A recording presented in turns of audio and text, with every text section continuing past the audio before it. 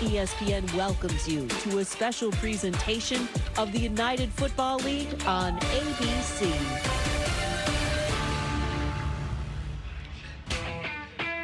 Welcome to Birmingham, home to what's been the most dominating franchise on the field the last 3 years of spring pro football. This year, though, the defending champs, the Stallions, facing some adversity, but these hometown fans here are getting a sense that they may be able to push through no matter. It's a critical conference game.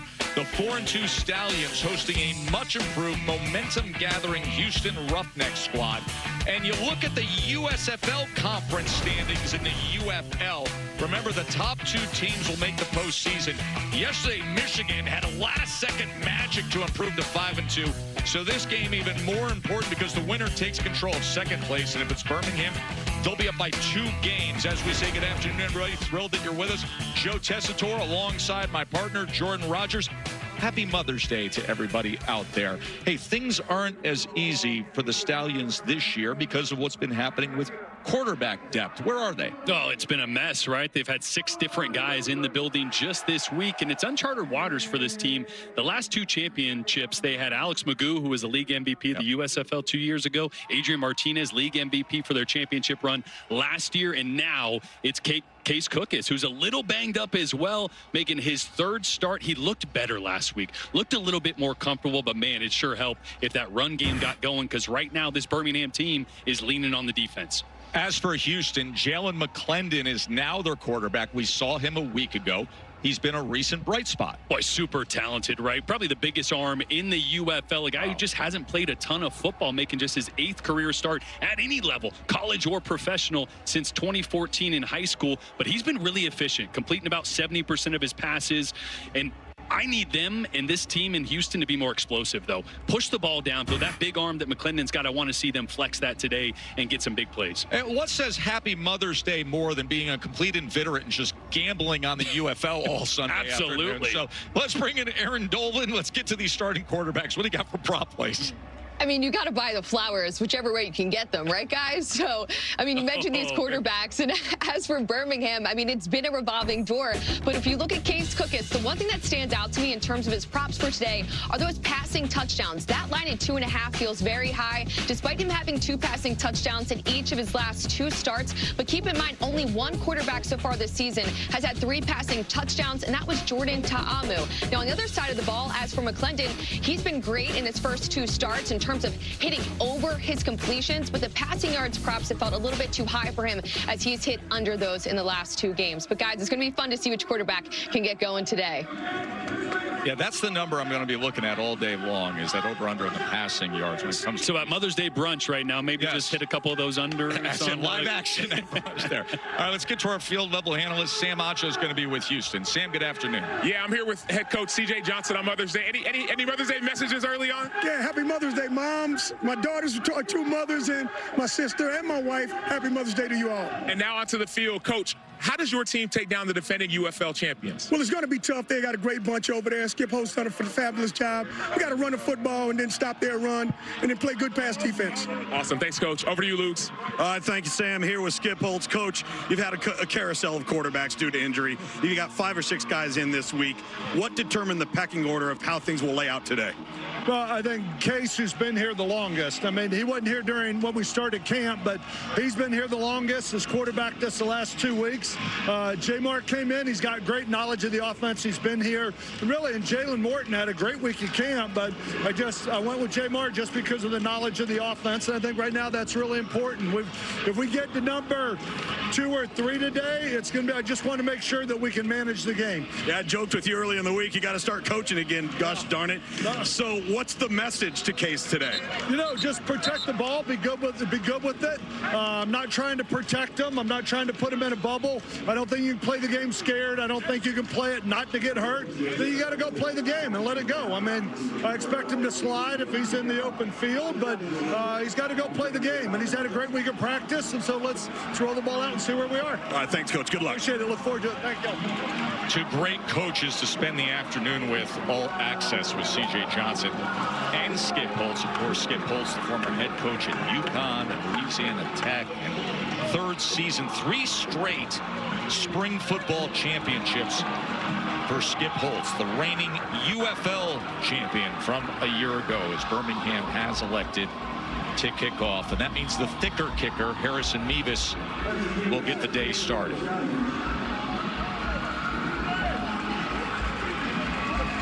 Former first-team All-American in college football at Mizzou, had an amazing career in the SEC.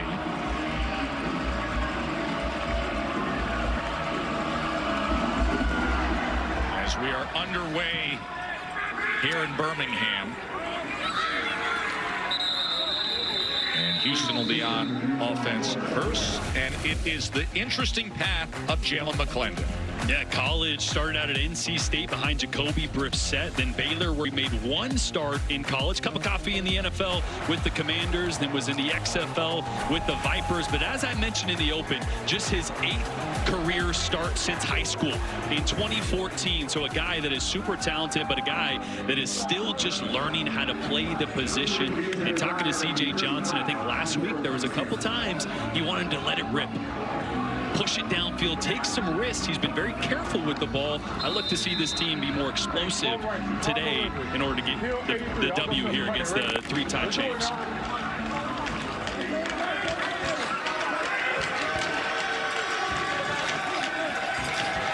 '29-year-old quarterback is McClendon. Here we go. 180. Start off on the ground with Zaquandre White, who only gets back to the line of scrimmage. Let's look at the impact players. Yeah, they've struggled to run the ball this year. So I look at 2 receivers. Lawrence Keys, one of the fastest guys in the entire UFL, and Justin Hall, who leads the UFL in receptions. They need to have big days. And on the other side, Stephen Gilmore is a ball hawk. Interception last week. Could have had 3, really. And Trey Norwood, great rangy free safety. If Houston's going to take shots, Norwood's going to be in the mix all day long. Norwood had a big tackle for loss a week ago in their win. 2nd and 10. McClendon with time as he connects over the middle out to the 42-yard line to Justin Hall. I mentioned the run game kind of struggling. You love to see this offensive line kind of flex their muscles, but they're going up against a Birmingham defensive front 7 that maybe is the best in the league. That front 4 is really tough to move. So this offensive line has got a tough task and a big role today in Houston's chances to get some positive momentum. An offensive line that is coached by Tom Cable. Veteran coaching career, brings his expertise to the Roughnecks. 3rd down and 3. McClendon against a 4-man rush. Gets it to the outside quickly for a 1st down to Justin Hall. Yeah, that's been the guy in the short game that McClendon has looked at every opportunity. That's why he leads the UFL in receptions. Again, when's this first shot gonna happen? Right? I mean, this offense needs to stretch the field vertically. Needs to at least show that they can do that, so those windows start to open up and the run game can get going for the Roughnecks. 7-yard reception by Hall.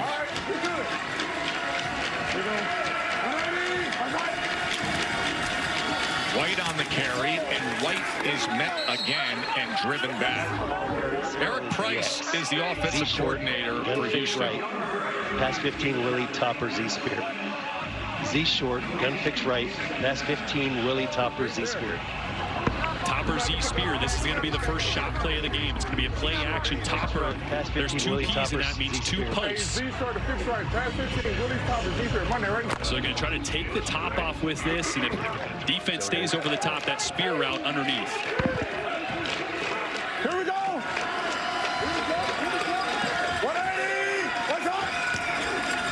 Let's see if the Topper is there. He's got to survive the rush. Gets it downfield as he connects with Lawrence Keys. Yes, it was a hell of a throw. How about these mics we have here in the UFL? Yeah, you're going to see pressure on the left side. Ice him. Nobody picks him up. And it's just a great off-platform throw downfield. A really good job by Lawrence Keys, who I mentioned is one of my impact players at keeping his feet in bounds and coming down with that one. Nice job. Was that spear route. Great job. Great job. CJ Johnson, so happy about the playmaking there. Here we go. 180. Let's go. First down, just hooks it up and connects again. This is to Kiki Chisholm. Corey Chamblin is in his second season as the defensive coordinator for the Stallions. 11, nickel. Give me nickel. Give me nickel. Train backer one. Train backer one. Nickel, train backer one. Count them up. Count them up. Count them up. 11. 50. I need somebody over here. McClendon 4 for 4, make it 5 for 5 as White gets into space and tries to spin his way to the 20-yard line. It'll be third down from there. And you can already tell the game plan for Houston. Stay away from the front four, right? Get everything on the perimeter. Pick quick passing game on the perimeter. Make this a 2-on-2, 3-on-3 game versus a 7-on-7 in the box. Gunfin left, wide peel, 14-buck alert. Gunfin left, wide peel, 14-buck alert. Let's think about two. We can take the points, right, Cage? Yep. EP? Yeah. Hey, slow. Here we go. 180. What's up? Hey, Blizzard. Hey, no, leave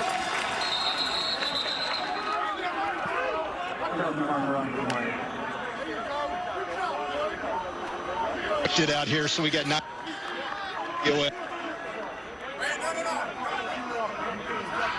Neutral zone infraction, defense number 96, 5-yard penalty, results in a first down. Cole Knippel, our referee today. That's Carlos Davis, veteran defensive tackle, plays college ball at Nebraska. Draft pick for the Steelers. Kind of bailed him out there. You heard C.J. Johnson telling offensive coordinator Eric Price, hey, we'll just take the points here, right? So they were okay settling for a field goal there. Now new fresh set of downs at the 15-yard line. First down run by White as White makes his way to the 13-yard line. Stephen Gilmore, the younger brother of the NFL star defensive back, Stephon Gilmore with the tackle. And he's a stud, man. He should have had 3 interceptions last week. I mean, he is a ball hawk, great vision, great instincts as well. He would have got to him last week. He got 3. Storm fire. Come on, Dave. That was against San Antonio a week ago. And had 1 interception against Kevin Hogan. Watch that back. Second and 8.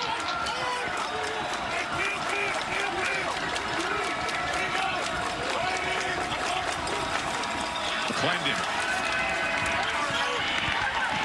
As he checks down to White, and White scoots out of bounds near the 9-yard line. Yeah, it's really good coverage across the board.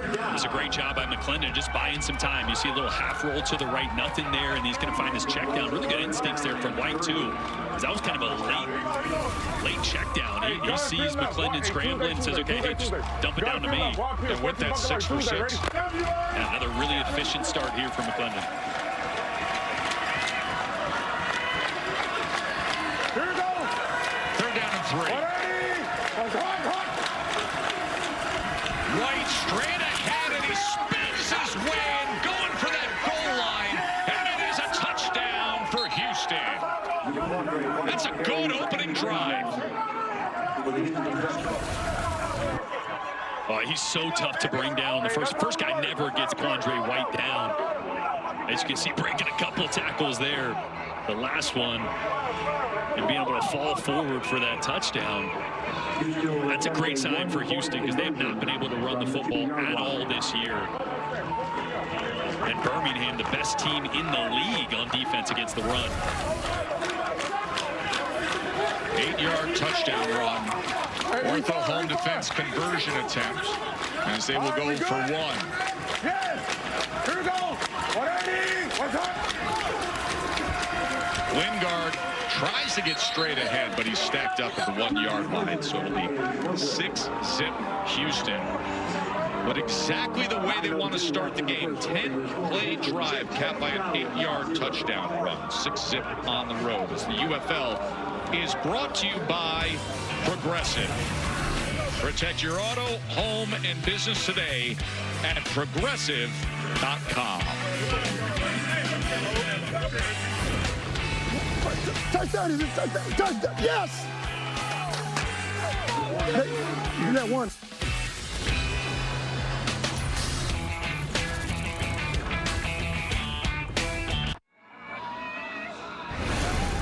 was a good first drive for Houston. As for Zaquandre White, he was plus 460 to score the first touchdown. So what that means is if you placed a $10 bet on him to score the first touchdown, you would have won $46. It's also moved the line in favor of Houston. They closed plus 5.5. It's now moved to plus 1.5. The total also creeping up. And as for McClendon, his completions was at 19.5, and he started the game 6 for 6. So that's something to keep an eye on for the rest of the game, guys.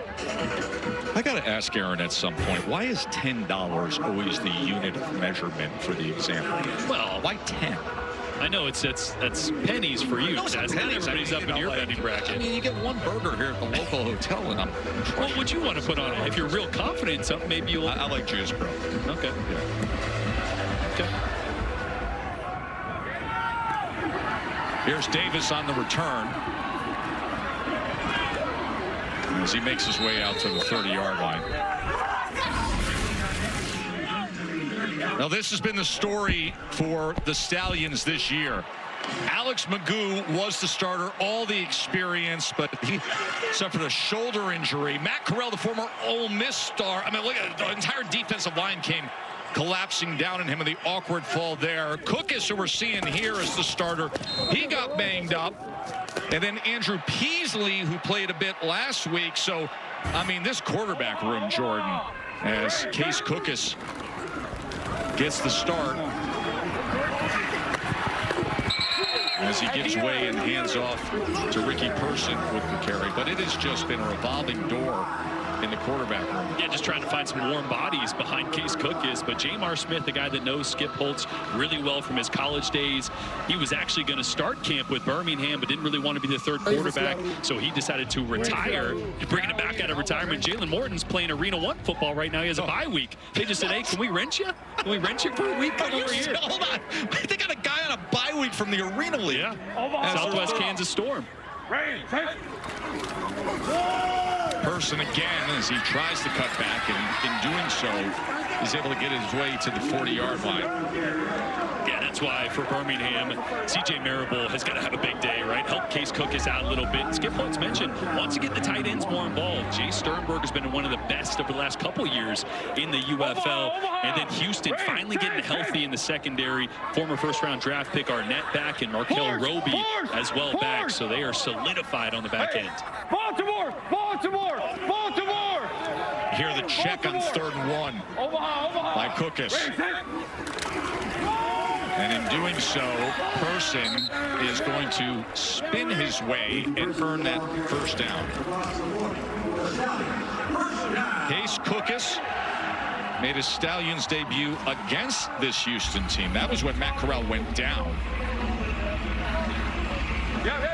Prolific college career, over 12,000 yards, 105 touchdowns in Northern Arizona. Those are school records. And kind of bouncing around the spring leagues for the last couple of years, but looking more and more comfortable in this offense now in his 3rd start.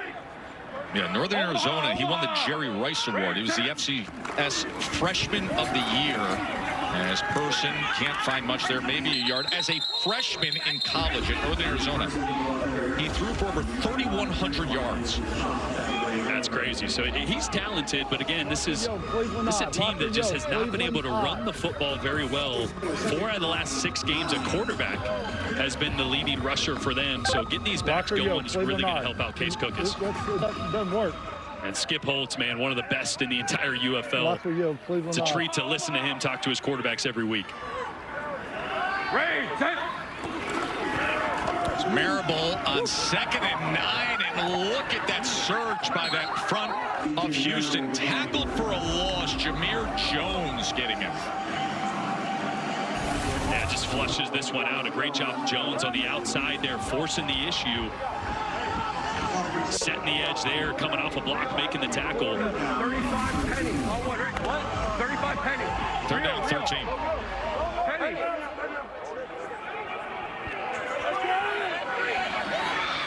Omaha, Omaha. Raise hit. Here's Cookus on 3rd and long. He's going to try to run and get there, and he does. What an effort from Case Cookus. Well, that's a great job avoiding pressure. Rashad Berry's going to be rushing off the side here. Great job of Cook is stepping up, keeping that ball tight, and using his legs. He's a good scrambler, and this has kind of been one of the best parts of his games, is making quick decisions and getting north and south as a runner. Yeah, and Jordan, guys, right now Case Cook is having to do a little bit more with communication with the line of scrimmage, some communication with the audio issues and the technical issues coming from Skip Holtz as a play caller, so testing Case Cook's knowledge of the offense early. First down, had a rusher coming in 3. That was the safety O'Neal coming straight in on Case Cook's. Yeah, this is one of those things. The offensive line is sliding this way, and the blitz is coming here. You just heard Luke's mention, you know, his inexperience in this offense. He came in halfway through camp, didn't get a ton of reps until the last couple weeks.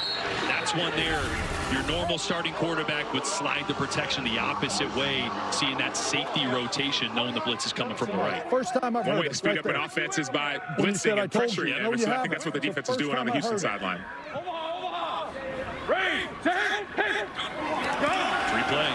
Cook is free play. Got to take a shot. He does so, but nowhere near Jalen Cam.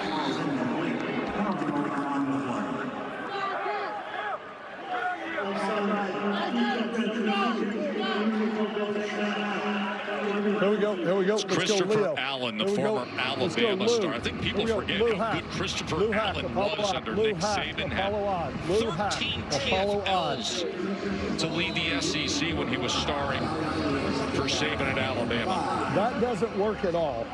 That does not work at all. When I push it, it does not talk to him at all. Good 5. Overhand. Ray, take it. So go with the quick strike, and that is Deion Kane, the former Clemson star, with the reception for a first down. Defense coordinator for the Roughnecks, Chris Wilson. King, get the split. A lot of frustration on both sides. Over zone auto, alert shots. These coaching staffs. Wide again. And it's all communication related, too. Kane with the 7-yard reception, another first down for the Stallions. Person, a lot of room as he stays on his feet and fights for extra yardage down to the 27-yard line, tackled by Isaac. Yeah, a little QB draw. Watch, the linebacker's going to vacate once Cookus takes a look downfield, and the draw is going to replace that right away. Little zone coverage, actually something we're seeing more of Houston now that they're healthy in the secondary. We've seen a lot of man coverage early in this game. Then you saw the slant reception by Deion Kane, and Houston backed out of it and went to zone. 10th play coming for Birmingham. But Houston is going to challenge these wide receivers at the line of scrimmage as you see press coverage across the board. 2nd and 1. Person again as he splits through the defense, and it will be 1st and goal Stallions. Watch the double team on the right side by Darius Harper and Deontay Brown right here down to this linebacker. It's going to create a huge hole for Ricky Person. Great vision to press the blocks and then get vertical. And that's what this Birmingham team needs. Get this run game going. Take some pressure off Case Cookis. Well, they got to get touchdowns too, Jordan, because this is a league of possessions with the clock rules, and the red zone offense is critical here for Birmingham. So the True Vision chest cam a moments ago, and now you see straight in C.J. Marable. 9-yard touchdown run for Marable. Oh, that'll put a smile on Skip Holt's face, who has been irritated with his communication for the first part of the game. But Birmingham goes right down and answers and does it on the ground. Again, remember, both these teams 2nd and 3rd in the USFL conference, trying to make that playoff push. The top 2 teams will make the playoff and have a chance to play for the championship. So a crucial game here in conference. Jordan, be aware of the fade down here to Thomas, 81. Look at the mismatch size-wise. He's 6'5", 285 pounds. He looks that way, Luke's. But it is denied at the last possible moment that time. That was Damon Arnett. Arnett with the pass defended on the conversion. But Marable came up with a touchdown run. Yeah, watch the center here, Cole Snyder, number 56. Working up, 65 Deontay Brown as well. Those two blocks crucial. The push up front for Birmingham has been exceptional early in this game as they answer and tie it up. 6-6 game with so much on the line with the conference standings. We got a good start here in Birmingham, and then moments ago the conversion attempt. Yeah, and a great job playing the football from Arnett, breaking that up, because that was the matchup that they wanted. This presentation of the UFL will continue after these messages and a word from our ABC stations.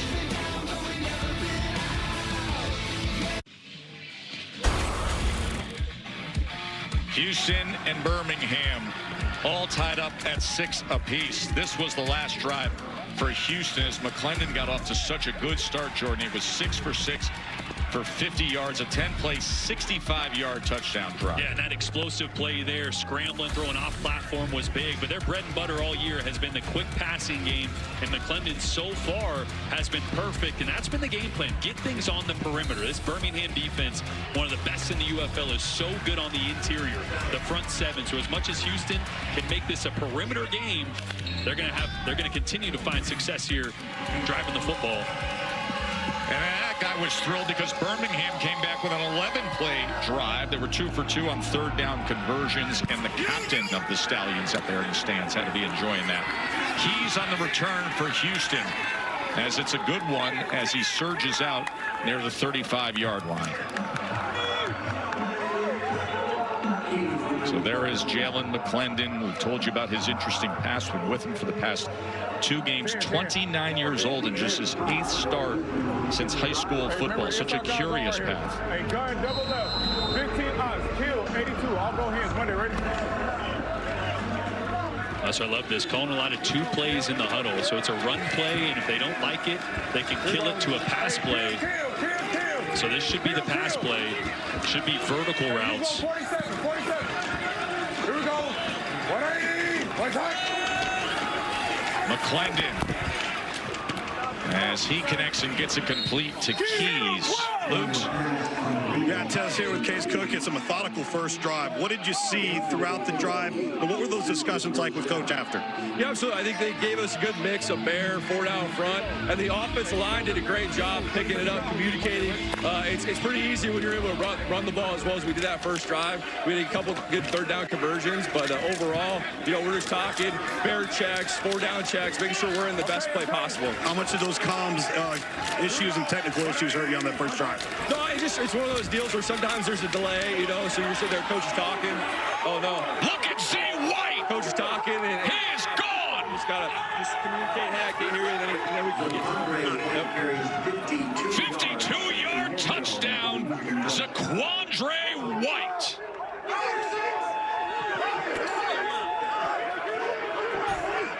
Boy, watch all the misdirection. Watch these backside linebackers going to pull. It's going to take this linebacker over the top, and that's where White is going to replace. Really good. Look at all the guys moving in opposite directions there. Confuse the second level for Birmingham. And the 7th-ranked rush team in the UFL. Go, boy. Go, boy. Showing out early. C.J. Johnson saying, my man's got 2 touchdowns in the first quarter. Here we go. 1-point conversion attempt. And Lingard could not keep his footing as he was undercut by Trey Norwood. See White 52 yards short. Yeah, he's got a heavier dose and heavier responsibility with Merritt out today. So you're going to see a lot of White and just the speed to trust and get vertical there. This is not what we're used to seeing. Birmingham is the best rush defense in the UFL. They're holding teams to just over 13 points per game. And Houston already 2 touchdowns on their first 2 drives. Give credit to the offensive line, too. Jackson and Atagi did an excellent job. Sam? I'm here with Zaquandre White. You said it's too easy. What's easy out there for you? It's easy when everybody do their job. Everybody do what they need to do. Everybody do their job. We're going to win. That's it. Everybody do their job. 2 touches so far and twice in the end zone. What does that mean for your team? That means I'm just doing my job. I'm doing my job all day today. All day today I'm doing my job. And what you tell to the defense down on the sideline? Well, I don't even want to tell you what I told them. I don't even want to tell you what I told them. Do our job, man. That's all we got to do. The PG version. I just yeah, exactly. Man, he is fired up. And Davis now on the return. This is Skip Holtz. Hey, I need help. This is going out. This is screwing up. Every time I hit that, that goes off. And then, hey, you can't hear that at all, can you? No, so I think what it is like the first 3 seconds, I can see you talking, nothing comes through, and then it goes. It comes in late. Yeah. Testing. 1, 2, testing. Yeah, I got it. Is that got that now? Yeah. Because I was hitting that and nothing was happening. So that's a conversation between Skip Holtz and his quarterback, Case Cookus. And, you know, in this day and age of coach-to-player communication, how critical it is that you have to have the communication work perfectly, because that's what you're using every day. And in this time, it's not just the quarterback. A lot of these receivers and running backs have speakers in their helmet as well. Rob, free, Jordan, remember the play clock in the UFL minimizes the time. You got to get that play in. Yes. At a 35-second play clock. College is 40. I thought it was a 20 number. Now, people may say it's 5 seconds. 5 seconds is a lifetime in play calling. Cookus with time gets it to the outside, and met right away was Amari Rogers. Rogers had a big game last week. 36-11. Here we go. Let's go. Rush Rover 1. Dime. Rush Rover 1. Rush Rover 1. Dime. Rush Rover 1. Rush Rover 1. Jerk.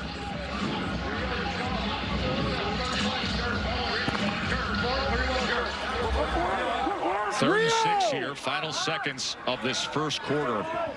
Action-packed first quarter. Hey, right. Omaha. Right. Cookus on 3rd down. Drives the ball, and that is intercepted by Arnett. Arnett on the return. Cuts back, and it's a pick 6.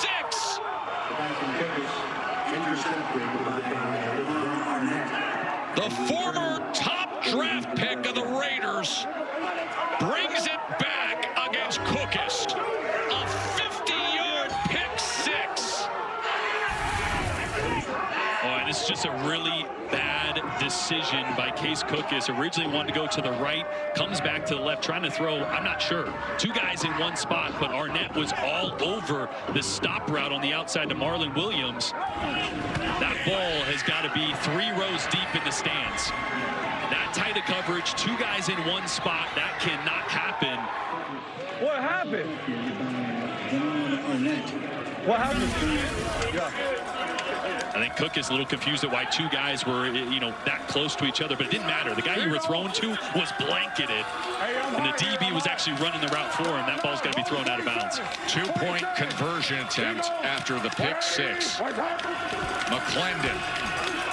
That is batted at the line of scrimmage as he was trying to get it to Zaquandre White.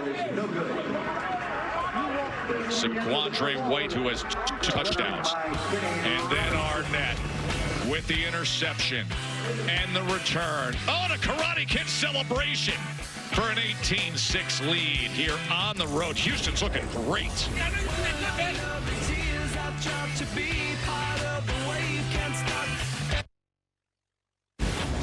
We're doing. You're good. You're good. But I got to be able to get the ball down the field, give them a chance of what we're doing, throwing the ball down the field. We're getting a lot of man. Okay? A lot of man coverage, a lot of bear. Then they went to a little bit more 4-2. Okay? And this is what they're talking about, the concern as the pick 6. Raymond Arnett, who took it back all the way. Former first-round NFL draft pick after his excellent career at Ohio State. A 50-yard interception return for a touchdown, and it is 18-6 Houston on the road against the three-time Spring League champions, Birmingham, the defending UFL champions.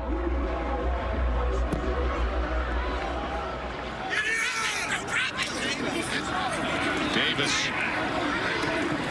from the end zone as he is met at the 17-yard line. Good coverage.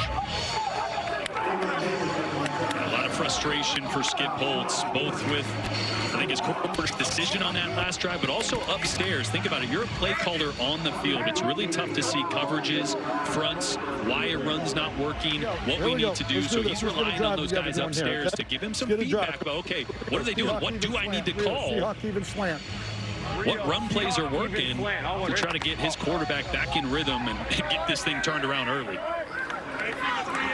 Good. Omaha. Raise head. And see how Cookus responds. So they go with the slant, and he gets it complete to Kane.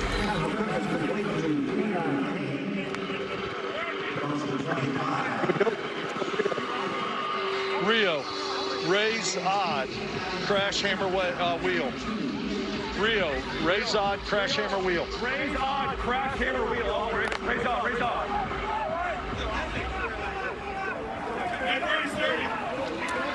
This is 4 down. Omaha. Yeah, 4 down. Raise head. That is incomplete. Let's bring in Houston's head coach, C.J. Johnson. Coach, always great to visit with you. Joe and Jordan up in the booth. You have to be thrilled with what you're seeing right now. Great start. We couldn't ask for no better.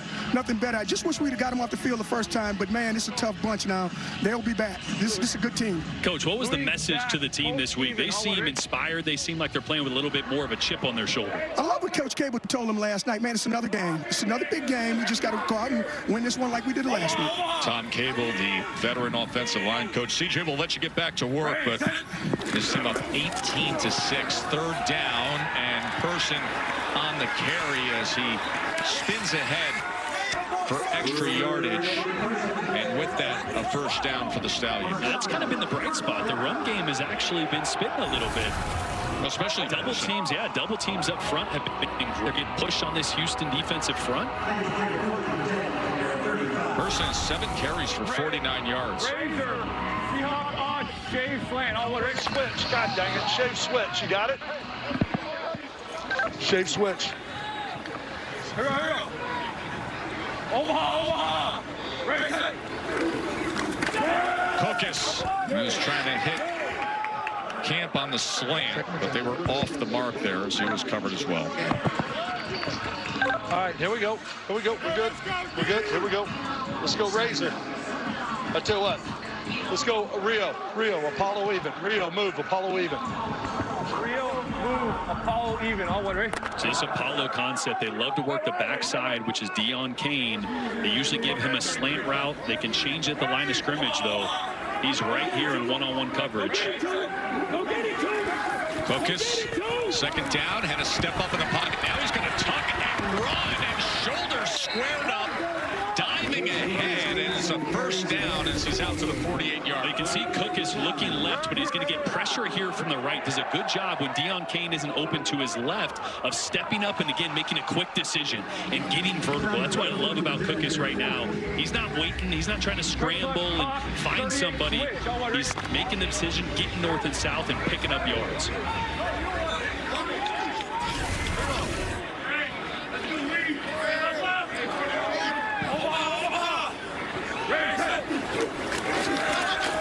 Pressure gets picked up, but the rest of them get to them with Bauer coming up with the sack. That's a really good job of Marable by picking this one up. Look at the blitz coming here. He's going to pick it up, but the pressure is actually going to come from this side. Once again, Tayshawn Bauer had the pressure on the last drive from the right side, now this time on the left side.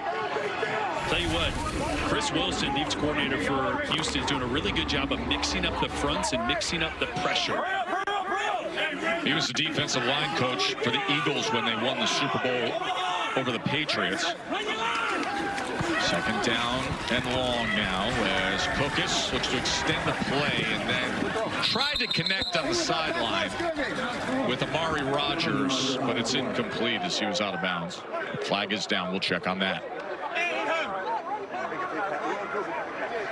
A lot of pressure coming from the right side. Yes. Cookus again having to step up and scramble.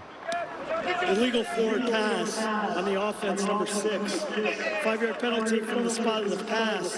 Loss of down will be third down.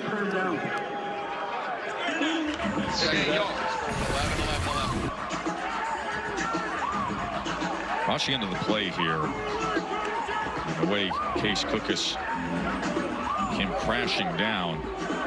Remember, he's nursing a knee injury. He also came down really hard on that right shoulder a couple times last week. That was Maraney at 300 pounds who tackled him. And remember, they have gone through a lot of quarterbacks already this year. 3 are out or on IR. It's Cookus and 2 guys they signed this week that showed up in practice for the first time on Wednesday. Keep an eye on Cookus.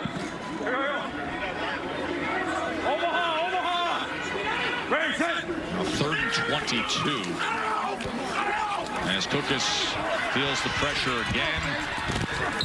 And this time he runs and is brought down at the 47 by Jameer Jones. So the punt team will have to run out there. Did you fall on your knee? Yeah. Nope. I'm good. We got to help you right now. I got to get into some quick game. I can't get into third and a mile. We got to stay away from sacks and lost yardage plays. We're getting on. It's mostly man coverage. And then with 1 minute, I got to get the ball down the field. And first punt of the game. As Kobe Wadman kicks away and Keys on the return. And good job keeping his balance. Interesting exchange between Skip Holtz and Case Cookus saying, I got to help you, got to get the ball out in a quick game, but he's feeling the pressure. His presentation of the UFL will continue after these messages and a word from our ABC stations.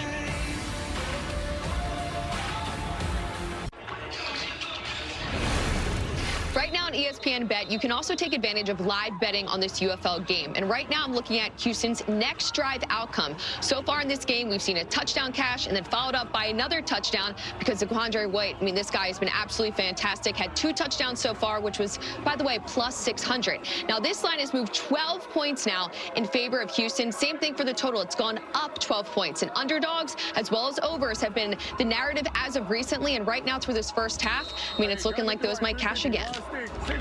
Yeah, no doubt about it. 18-6, a 4.5-point dog with a 12-point lead right now.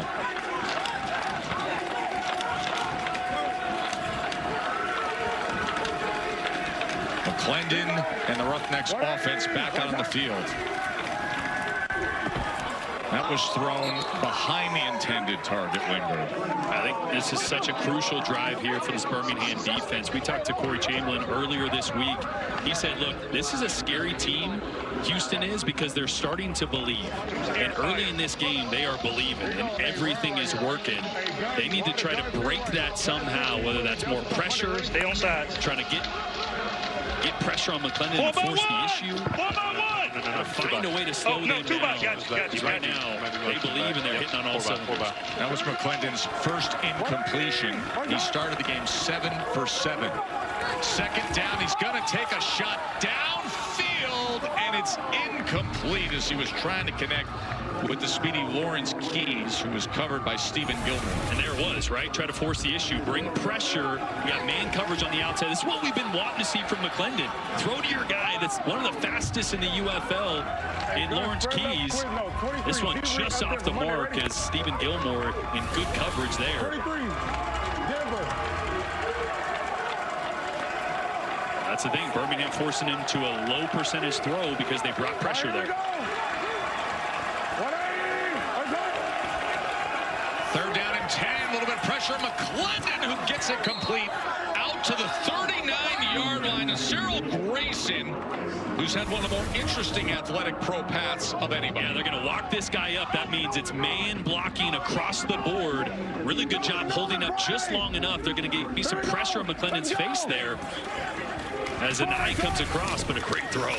First down, they get it out into space to Hall, who turns the corner. But Cyril Grayson with the 11-yard reception on 3rd and 10, the former LSU track star, not football star, track star, who ended up playing in the NFL. Yeah, such a cool story.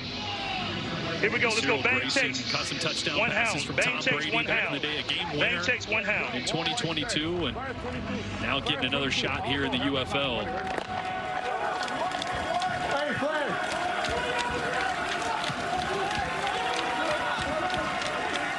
Here we go. All right, we good. Here goes.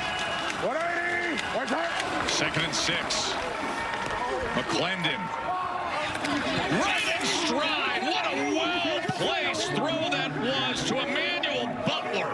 This is an unbelievable throw because watch the trajectory. This is a level 2 ball. It's really hard to throw because you need pace on it. You need a little bit of arc, but not too much air to give the corner time to turn around and find it. You see Gilmore there doesn't even have time to react because the ball is on that low arc, that low trajectory, but right on the money to Emmanuel Butler. You cannot throw a better That's ball big time right there than McClendon just did. It's really tough to do because it's not a back shoulder and it's not an over the top. And to put it right in stride like that, it's a big time throw. 31-yard reception. A timeout is going to be called by Houston. Boy, Jalen McClendon is having a sensational first half.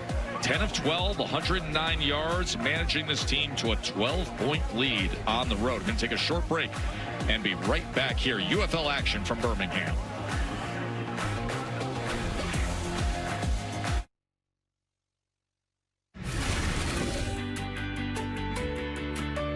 For Mother's Day, Mama, I love you. You know that.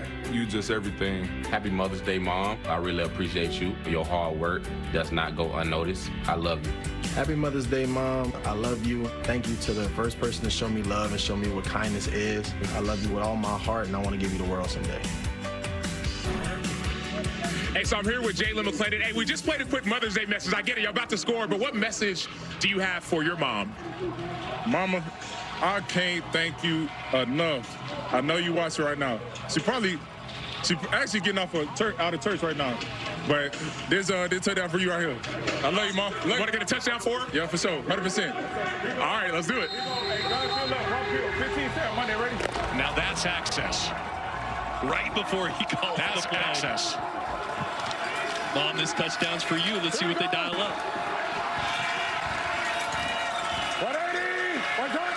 Jalen McClendon, as he spins free, couldn't make the one defender miss. I love it though. He knew they were going to call his own number. He knew he was going to call his own number there. I love how he looked back up at the clock, see what time it was. Unfortunately, these game clocks on the scoreboards don't show the actual time. Happy Mother's Day to especially all the football moms out there. Being a football mom is a whole different thing. The unique pressures, the commitment from practice to going to games, to the stress of watching your son out there. Especially quarterback moms. Oh, yeah. Different breed. There's no doubt about it. As Lingard goes up the middle, although I would tell you there's a Rebecca Tessitore right now saying, yeah, but when your son's leg is up in the air after Hudson and Christian Wilkins.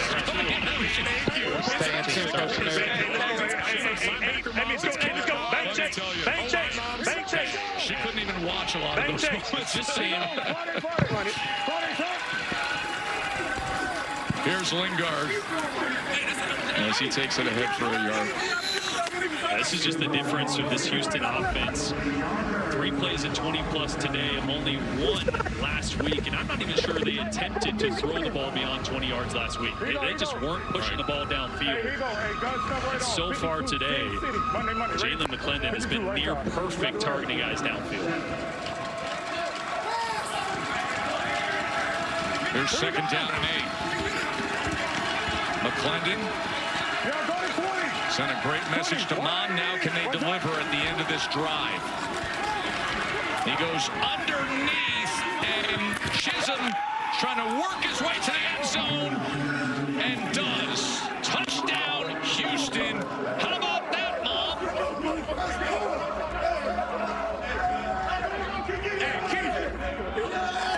Look at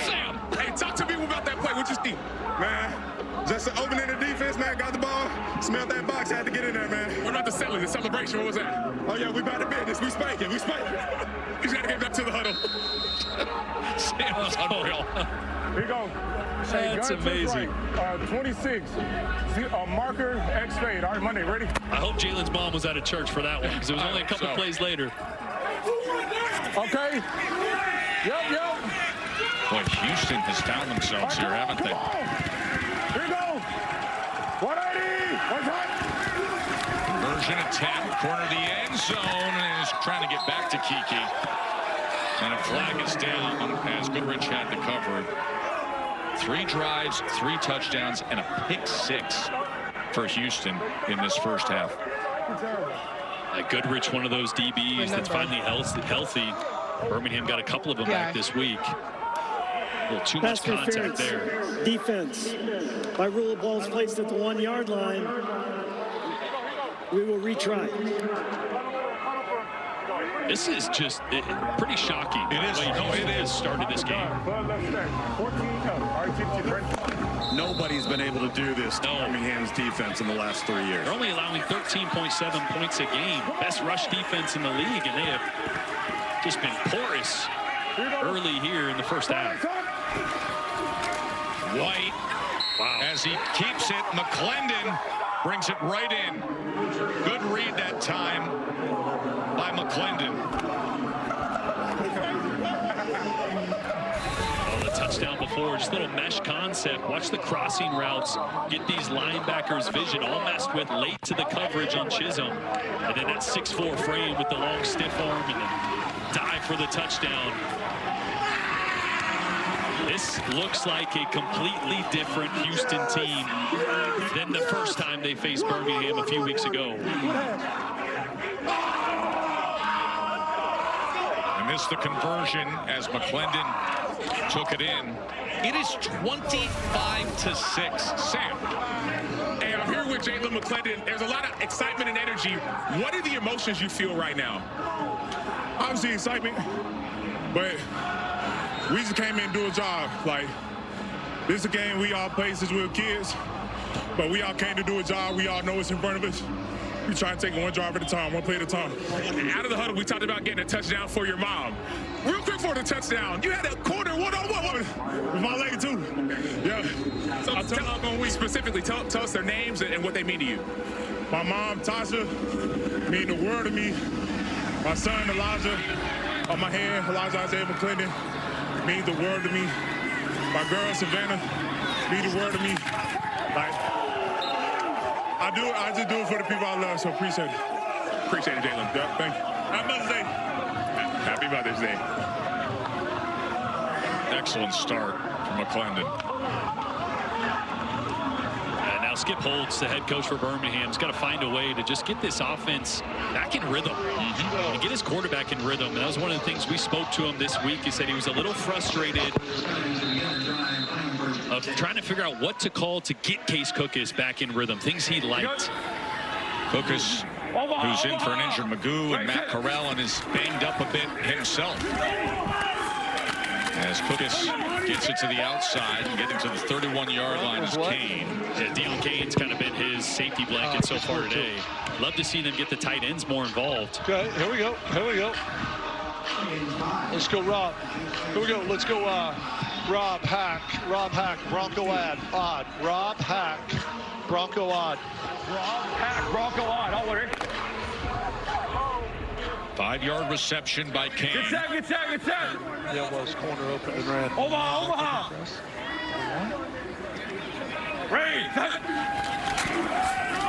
Marable on the delay, and that goes nowhere. It'll be 3rd down. Okay. Here we go. Let's go. Rio. Let's go, Rio Nasty, Outlaw, 63 turn. Rio Nasty, Outlaw, 63 turn. Rio Nasty, Outlaw, 63 turn. Yes, turn. Turn up here, 63 to the left. Good. Yep. Nasty is this tight split at the bottom. A lot of times they'll take that guy across the ball. Person on 3rd and 5. The game is Moody made the tackle. Yeah, that time they used Deon Kane as a little bit of a pick route for Person to get to the flats. Colby Wadman's going to come on. He's got tons of NFL experience with the Raiders, the Niners, Washington. 143 NFL punts in his career, second of the day as Lawrence Keys will be back for Houston. Houston with a 25-6 lead. The underdogs on the road against the defending champions who've been dealing with quarterback injuries, but their defense has been solid. But all of a sudden, Houston's offense with a big surge today. And this is a sky punt that is turned over to the 13-yard line where Keys is on the return, and the coverage unit meets him near the 20. NBA playoffs will be coming your way next. Thunder and Nuggets. It's at 3:30 Eastern, 1:30 Mountain Time. Coverage begins with the countdown crew following our game. Good day of action. That is Game 4 between the Thunder and the Nuggets. You've been taking in much of the NBA playoffs? Yeah, watched last night. The Warriors without Steph. Big foul trouble late. They weren't shooting the three like they normally do, obviously without Curry in the lineup. I watch a little NBA playoffs, Tess. In between the WWE, watching you. Oh, you're so kind. Reality TV. You know, I get What's your reality TV go-to? I find that interesting as somebody in a family of reality TV megastars. It's usually Love Island. It's a great dating show if you haven't heard of it. No, I've heard of it. McClendon pressured and sacked. There's nothing to love with the protection there as Kenny Robinson, the safety, comes in and brings him down. Yeah, watch the hesitation here by Robinson. He's going to see tight end block, running back block, so he has zero coverage responsibility, so he just adds. We call that a green dog or a hug rush. He initially is in pass coverage responsibility. Then when those guys block, he's free to chase the quarterback and no one to pick him up. 5th round draft pick by Carolina in the NFL. Now comes up with a much-needed big play for the Stallions. And C. White, who has 2 touchdowns in this first half on the Caribbean. 3rd and long, and really, you look up at the clock, under 3 minutes to go. Defense could put their offense in prime position here before halftime. They need something. That's crucial. It's a timeout. It's a timeout. Walk out there. It's a timeout. You see some confusion here on the Birmingham side. All right, what is this? So a timeout is going to be used. As we're thrilled you're with us. Listen, we brought it up. You sit here, it's 25-6. Nobody's done this to this Birmingham defense. No. How do you explain what Houston's done in this first half? Everything has gone their way, and their quarterback Jalen McClendon, who is inexperienced, he's been around a lot, is playing out of his mind. He's hitting everything, and Birmingham just hasn't had an answer on offense. Isn't it amazing, though, with what a little bit of experience can do? He got playing time a week ago with the start. They come up with the win. Now you're getting the first team reps week after week, and you get a chance to grow. Here's 3rd down. McClendon goes shallow underneath. Picks up the block, does Hall, as a flag comes down. He's going to be just short of that line again. We're going to check on the flag. Which way? Offense? Holding. Offense, number 6. 10-yard penalty from the spot of the hold. Still 2nd out. It's an unfortunate hold. They're going to get Zaquandre White, running back. He didn't even need to get this guy as Justin Hall runs past. Watch White right here. Hall's already passed him. He didn't even need to grab a piece of his shoulder. And that would have been a 1st down. Hey, y'all fine. Get a stop right here. Instead, it was the stop that Birmingham needed. Again, you mentioned field position here, and to people new to the UFL, the clock runs even after incompletions, after the ball is spotted, so there are less possessions. Very crucial that Birmingham, with this chance right before halftime, gets some points on the board, and they will start with the ball in the 2nd half, so a big chance here to double up for Birmingham and get back in this game. Mike Rivers with the punt here. Is fielded by Davis. And Davis tries to cut back and makes it out to the 36-yard line. So 2:25 to go in the half, trailing 25-6. And coming up next, Week 7 finale between the Battlehawks and the Showboats. That is on ESPN today at 3 Eastern. You're going to want to watch Hakeem Butler for the Battlehawks. He has 3 receptions this year, all 3 for touchdowns in his first 2 games back from injury. He's fun to watch. Max Duggan has enjoyed having him back.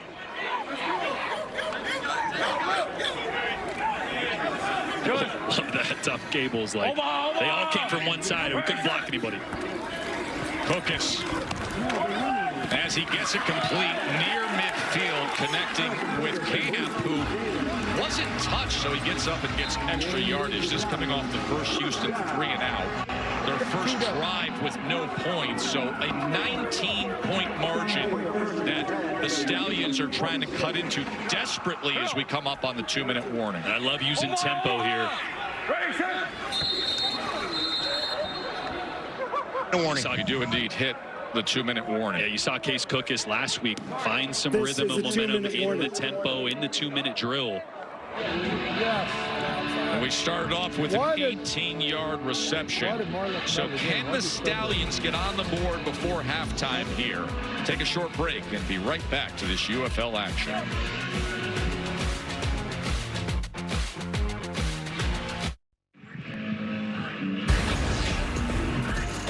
Well, the Birmingham Stallions, they've won a championship in each of the last 3 springs, from the USFL back-to-back years to what they did a year ago in the merged pro leagues. The UFL, of course, year number 2 here.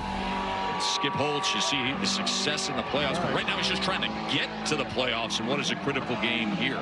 Yeah, this is a team that's used to dominating and having their way on offense with elite quarterback play. And they've been banged up at that position. Case Cook is making his 3rd start here, as we mentioned before, trying to get this team back in rhythm before half. Houston's 3-3. Birmingham's 4-2. Michigan's out in front of this conference with 5 wins, so this is a huge swing game. Under the 2-minute warning, Kokis with time, but it's incomplete on first down. He was looking for Deion Kane, the former Clemson star. See, I just don't even like the decision there. And he's arguing that there was some contact, but Deion Kane's on a glance route. A glance route on man press coverage is a non-starter for me at quarterback. If I walk up the line of scrimmage, I see that, I'm moving on. It's just not a good route. It's the timing based. It's too hard against man coverage. So just like to see him make better decisions pre-snap as well, to set himself up to throw to the right guy and give yourself a better chance. 2nd and 10, empty look for Kokis. 4-man rush. Oh, this ball is complete as he gets it to Big Jordan Thomas, and they are in business now with a first down. Well, this is Markel Roby in coverage. Remember, Thomas is 6'5", 280, and just goes up and over and snatches that with strong arms. That's a great ball, too, by Kokis to put that one up high for his big tight end. Hail even! Hail even! 22-yard reception. Omaha! Race it! Kokis. They go inside with Jalen Camp, but it was well defensed.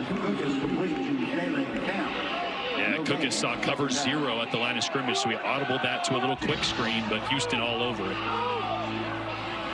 49, Tito. 4-49. 4-49. Birmingham 2 timeouts coming up on under 1:20 to play here in this first half. 2nd down and 10. Pressure off the edge, has to step up.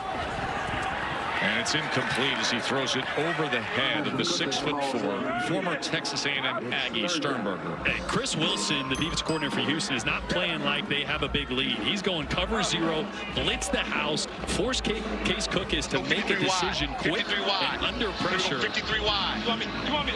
It's too late now. I love the aggressiveness that Houston's playing with right now.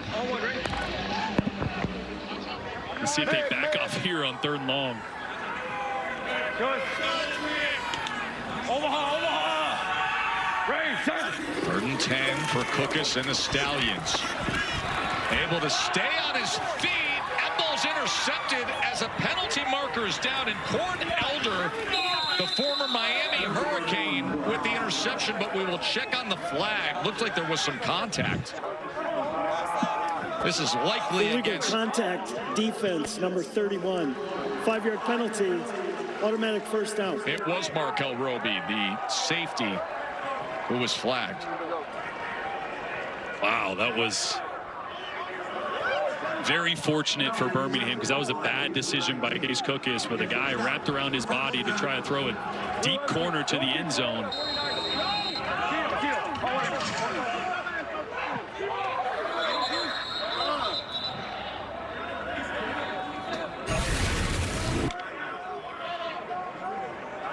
Is he trying to go up high again to Jordan Thomas? That one way underthrown, because as I mentioned, Cookus had a guy, Tayshawn Bauer, wrapped around his legs, and he was trying to throw that.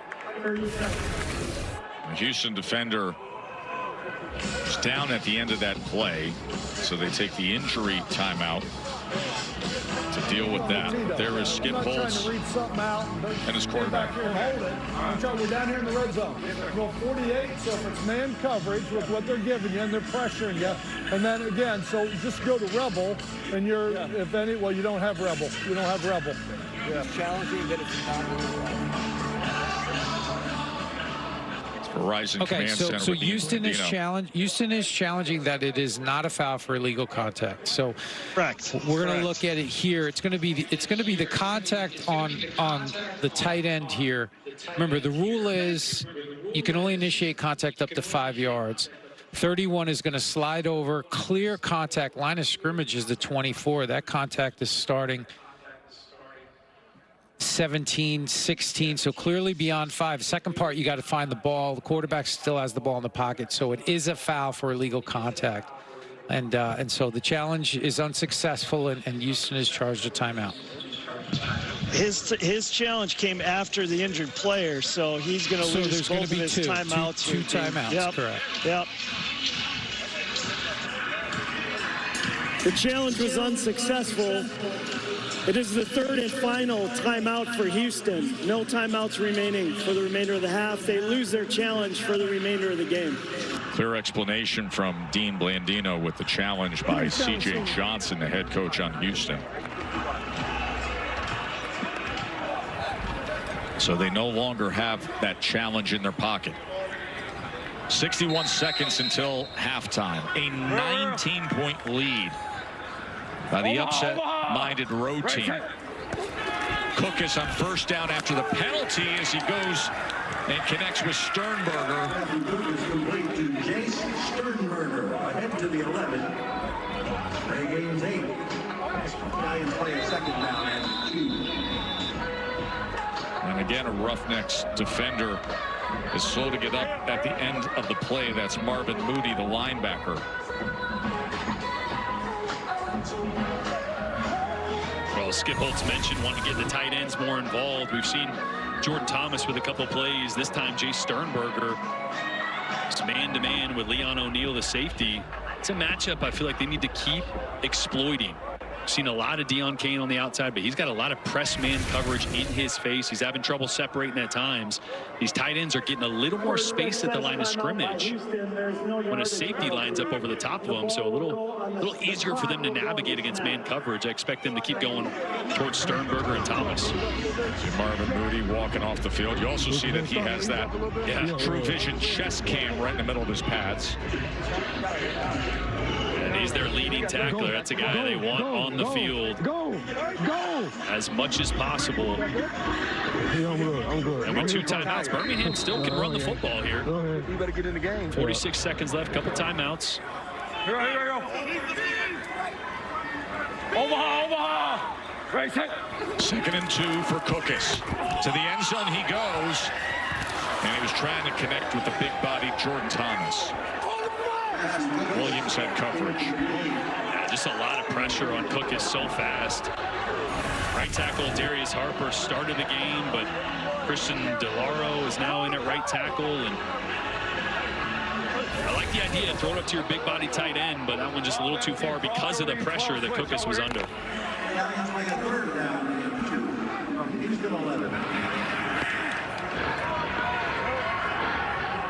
Omaha. Right, set. Here's 3rd down. Pressured as he throws, and it's harmlessly incomplete. As that was Antoine getting to Case Cookus. No, we're going for it. It is fourth down. You immediately hear him say we're going for it. Here we go, Razor, into even. Razor, 11. Here we go, Razor, into even. Razor, into even. Razor, into even. Razor, into even. Mid-yard. Indy just a run play here with 2 yards to pick up. Let's see if they can get the push they need up front. Here's fourth down and 2. Defending champs trailing by 19. Person keeps his footing and will have the first down. Yeah, they got the push. Running right behind Deontay Brown. 350-pound right guard. 13 on the ball. Final half minute. Desperate for more points here. Cookus trying to extend the play, looking for an option. And he throws it out of bounds, incomplete, as 20 seconds remain. Sagapulu had pressure on Cookus. Tell you what, there is nowhere to go with the football, Jordan. Man defense for Houston is locking guys down. Let's go. It's flushing Case Cookus out of his comfort zone. Let's go, Leo. We're 11. They got 3 guys back in the secondary this week alone, so they are healthy and better than they've ever been on the back end. And to your point, there's not many places for Cookus to go with the ball right now. That's the guy responsible for that. Second and goal. Cookus has to step up, and he's being taken down as he throws it away. That was Christopher Allen, the former Alabama Crimson Tide star. Yeah, watch the left tackle here, Armani Taylor-Prelo. He's going to slip a little bit in his block. Christopher Allen's going to take advantage of it. Again, the tackles have really struggled so far today against this Houston front. Cookus is having to step up very quickly, and when you do that, you take your eyes away from downfield. When you step up, it's really hard to keep your eyes on those guys downfield. Move. 25 on your JT. I want Bronco Reed. Bronco 25. Third and goal from the 7. Timeout, Birmingham. And Birmingham is going to use a timeout. It was slow. What did we get? Okay. Hey, Ricky. That was slow. All right, let's get the play. Okay. I want to go 0-2. I want to go 0-2. And I want to go 25 under JT. With what? I want to go Lou empty. I want to go Bronco Reed 27 under JT. 25 under JT. Don't you guys love his demeanor? Yes. Just the way he handles the quarterback position, the players, the interaction, level-headed. Doesn't get too high, doesn't get too low. I just love listening to the coach. Especially considering how frustrating it could be when you're dealing with so many injuries at quarterback. The guy who's your number 3 now, you got to lean on, and he's banged up himself. Third and goal from the 7 to the end zone.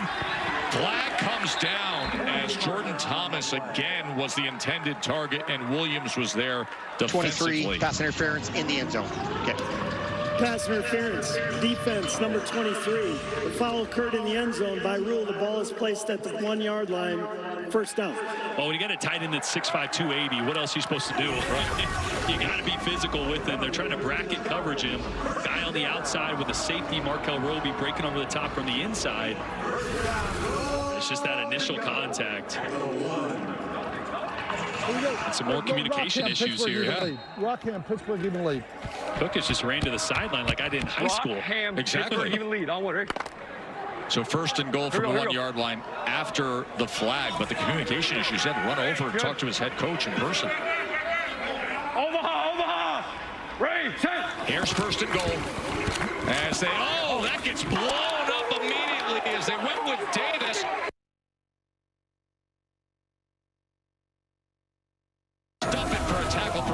Tyler does a great job of just coming straight up, seeing the motion from the opposite side, knowing he's got contained, getting on the outside of that block from Ricky Person and blowing it up. The former Defensive Player of the Year in the Ivy League from Princeton. It's more than just brains. He's got some brawn, too. A guy who played for Bob Serace at Princeton. Excellent staff there. in the Ivy League. Now with 7 seconds left, you maybe have 2 plays. If the first one is quick and you're trying to throw maybe a back shoulder to the front pylon or something, you can get something that takes about 5. Field goal. I'm going, here we go. Yeah, you see I'm going there? trips left, trips left flow, Florida 27 extra hot.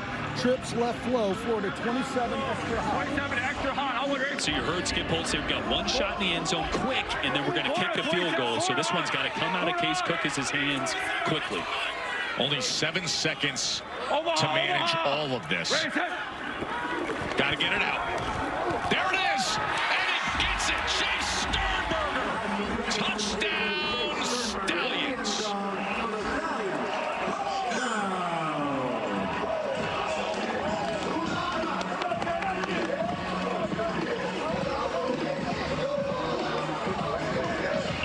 Sternberger, he's been one of the most productive players in the UFL, USFL over the last 3 years or so. Hasn't quite had the production you're used to this year, but getting involved here in a big moment. As Birmingham closes the gap before the half. Remember, they get the ball to start the second half as well. 2-point conversion. Hey, go left. Omaha. Raise it. Cookis to the end zone. No flag. Jordan Thomas again was the intended target, but boy, did they need that. Watch the eyes of Case Cookis. The only guy you got to worry about is this free safety. So Cookis is going to look to the right first to move him, and then Sternberger is going to come from the left to fill that void. If he doesn't look him to the right, the safety then can make that play and be there over the top. And this was Marvin Moody's chest cam. There's a great shot. Linebacker who had to turn around and said, oh, it's behind me and to the inside.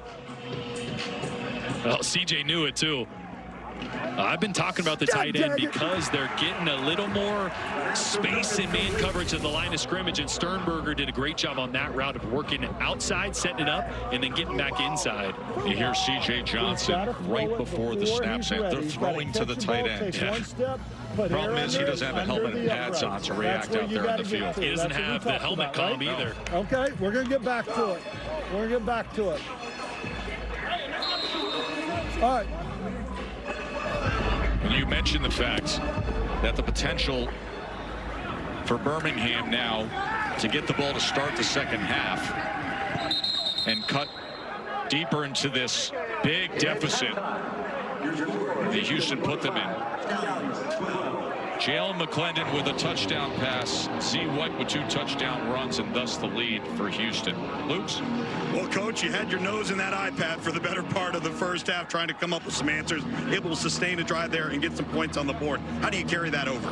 No, I mean, we have to. We get the ball to start the third quarter, and if we can go down and find a way to put it in the end zone, then we can put ourselves back in this football game. But, you know, we fall down on a curl route, throw a pick 6, and struggling a little bit with some consistency on offense right now in the running game. But, you know, there's 30 more minutes to play the game. You play the first half, give yourself a chance in the second. And so, wasn't very pretty early, but hopefully we get ourselves back into it. You know, you're battling not only trying to get some rhythm on offense, but the clock, because you can't get off the field on defense. How do you get some stops in the second half? You know, we've just given up some big plays, uncharacteristic of what we've done so far this year.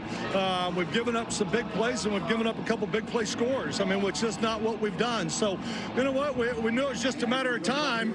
Offensively, we can't win every game 10-9. You know, we got to wake up, we got to play, and we got to get to the point where we can win a little bit higher scoring game. Well, looks like we're going to have our opportunity today, huh? All right, thank you, Coach. Appreciate it. All right, man.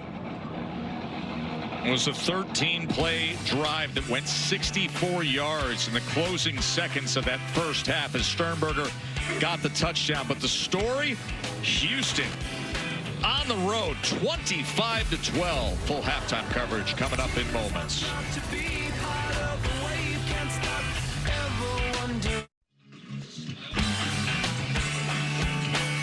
Good UFL action from here in Houston. On the road, the Roughnecks, they've been gathering momentum in this season after a shaky start, and they have a 25-12 lead here in Birmingham against the defending champs. Joe and Jordan with you. Happy Mother's Day to everybody. You know, teams don't stay the same. Players don't stay the same. Jalen McClendon, the quarterback for Houston, you can already see how he's better a week later. Yeah, we saw him the last time these two teams faced off. He came in off the bench and looked good. And now in his second start with his third meaningful playing time, he looks like a completely different player. The shots downfield are there. The explosive plays on offense are there. And Birmingham just hasn't had an answer. Yeah, let's go around the league and show you what's been going on in the UFL this weekend. It's been an exciting weekend of action.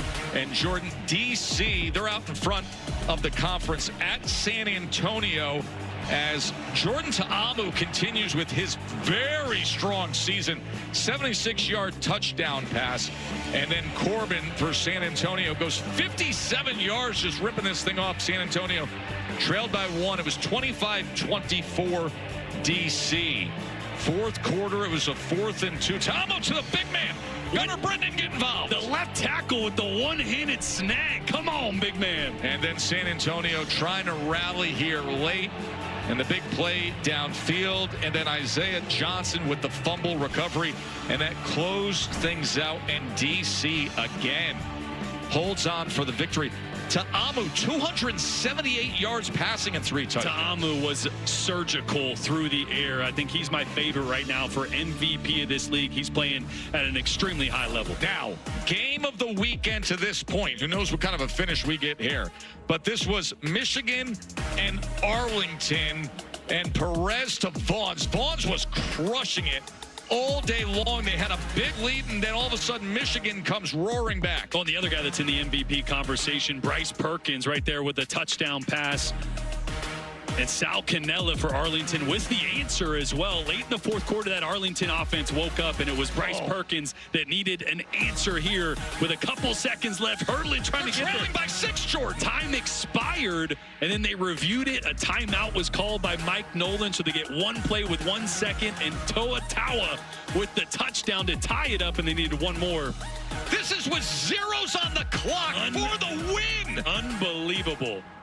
Taua with the conversion, and that is how Michigan wins it.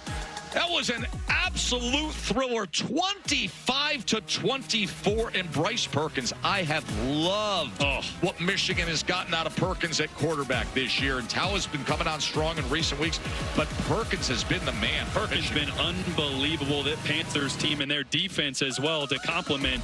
They're going to be there in the mix at the very end of this. And still to come today on ESPN at 3 o'clock, it'll be St. Louis at Memphis. And St. Louis, a team that is trending in the right direction, that XFL conference. Hakeem Butler, the Offensive Player of the Year last year, back in action, 3 touchdowns already. And Memphis trying to knock them off. Remember, top 2 teams in each conference make it. This is a battle we have here in the USFL, and you see what a critical game it is, because Michigan, with that miracle win we showed you yesterday, they're out in front at 5-2. So now here is Houston with a lead on the road that could even things up against the Stallions and get to that 4-win plateau. Aaron Dolan, our betting analyst, what are you tracking here at halftime?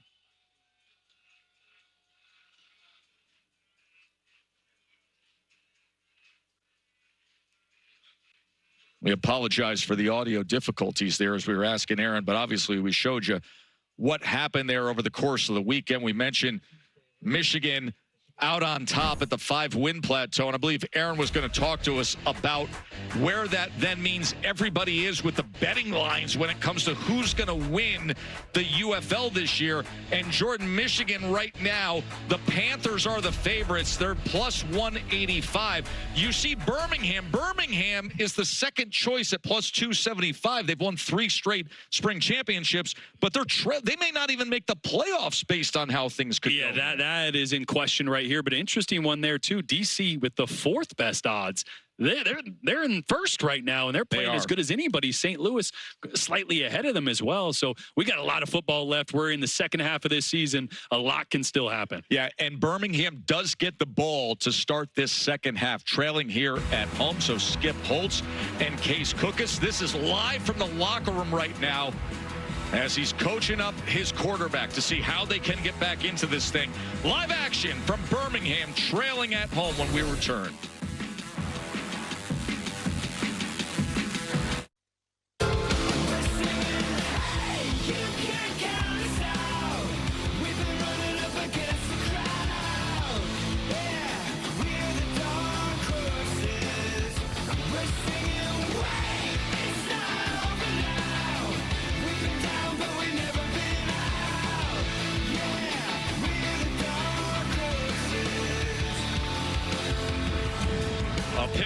Cookus, a good bit of offense, and a Houston lead. And Aaron Dolan, good news. We got a working microphone for you. Yeah, I need to make sure I don't tap on this and say, is this thing on before all of these segments? But we were going to talk about the title odds. And what's interesting here is the Panthers right now are the most bet-on team in terms of winning it all, which then pushes them to being the favorite right now, plus 185 with that 5-2 record. But what's interesting as well is the Stallions, they head into this game at plus 275. High expectations for them also as the favorite in this one. But now they find themselves in a hole at halftime. That's not going to be easy to dig themselves out of. They're currently an 8.5-point dog. And keep an eye on this total, guys. Just 2 more points, and that over is going to cash. 38.5 is the over-under. We're sitting here at 37. You get a defensive touchdown. You get some big plays like we had in that first half, and you're going to be creeping up on and over. The progressive first half stats, they look this way, Jordan. Yeah, it was explosive plays from Houston through the air. You see 122 pass yards there, 80 on the ground. And Birmingham, until the end there, really couldn't get much going. We saw some tempo right before the halftime that Case Cookus started to look a little bit more comfortable, and the rush yards started to go a little bit. So let's see what they open up with here. But remember, this was a game that Skip Holtz said, we just got to hang on, win these ugly games, because there is a chance Alex Magoo is healthy next week. Matt Corral could be healthy weeks 9 or 10. So important game here to try to get back into it and make a late playoff push as they get healthier. Magoo was the starting quarterback as Cookus is pressured, but wide open and connecting with Williams. What a start to this second half for Birmingham. That's a great job by Cookus with pressure all over him.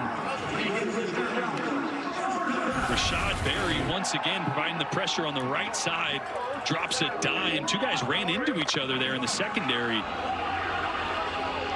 That's why Marlon Williams was wide open. One of those explosive plays that Birmingham's been looking for. 45-yard catch by Williams to start this second half. Luke's. Well, guys, 3 items that I thought were important to start this third quarter. So far, Birmingham's hit on 2 of the 3. They've got to run the football on early downs so that they can keep this Houston defensive front from just teeing off on them. And then they've got to create explosives. Boom, right there. They flip field position. Now they've got some confidence. And on defense, you're battling the clock. You need to get possessions. This defense for Birmingham's got to get some 3 and outs. 2nd and 10. Cookus, that was batted right at the line of scrimmage as right in his face was Rashad Berry. And on the other side of the ball, one thing that defense coordinator Chris Wilson from Houston said is we have to get Case Cookus on the ground. We've seen it early. He said we have to get him on the ground. Every 4 plays, it should be a sack. And so he put a lot of pressure on his front 4 to get the QB down. Z in, Hawk 40. Y'all wondering? I got you. I got you. Get check, get check, get check. 28. Omaha. Right, set. 3rd and 10 for the Stallions. And that is complete for a first down, and it'll be 1st and goal as Davis hauls it in. Here's what I like. The right tackle has really struggled, so now they're going to have the running back, Marable, really help out and chip on the edge here to give DeLauro a little bit of help. Great pocket and a great delivery there from Cookus on the dig back side. 1st and goal, Marable. As he kept his footing to the 4-yard line, but the whistles are blowing, I think, right at the snap. Further review. We got it. Dean Blandino in the Verizon Command Center looking at the previous play, which was the we case have an incomplete pass. Davis. As he goes to the ground, he doesn't control it, and the ball is going to hit the ground before control is established. So we're going to make this incomplete. Wow. We're going to go back and give you the information. Wow. Blandino went back and saw an incomplete pass. We've got the 23-yard line, right hash. It was 3rd and 10. So we're going to go 4th and 10 at the 23, right hash. Wow, so it wipes out the 3rd down conversion. Instead of 1st and goal, it's going to be 4th and 10. Yeah, and Davion Davis, normally really sure-handed, kind of stopped his feet there and went to the ground with the ball. That was a great catch by Blandino to see that live and fix that before the next play occurred. 96 are reporting as eligible. Number 97. But like you said, Joe, that's the difference between being inside the 5 with a chance to score a touchdown to now kicking a field goal here to still be down 10 points if you make it. So Harrison Mevis comes in, former All-American at Mizzou, who holds the record for the longest field goal in SEC history. This a 41-yard attempt as he drives it through. So the work from the Verizon Command Center takes the opportunity of 7 off the board, and instead you get the thicker kicker. You remember this, Jordan? Oh, yeah. The 61-yarder? Ice in his veins, man. That's who he was in college. So many big kicks, and look at the guy. Thicker's got some wheels, too. It was 2023 to beat K-State. One of the great recent memories in Mizzou football history. And now here he is in the UFL. Now look at that career he had in the SEC. 89 field goals. And that year in particular, I think that was when Mizzou went to the Sugar Bowl, I believe. I think they played Ohio State. Right. Made a big run that year. I think 11 wins. A couple games he had crucial late field goals in games that they easily could have lost and could have derailed the season. All right, so you'd love to have caught that ball. You'd love to get 6 points and a touchdown on the board, but getting this to a 10-point game, getting some positive momentum there with the last drive before half and the first drive to open it up, that's going to give this team a little bit of juice.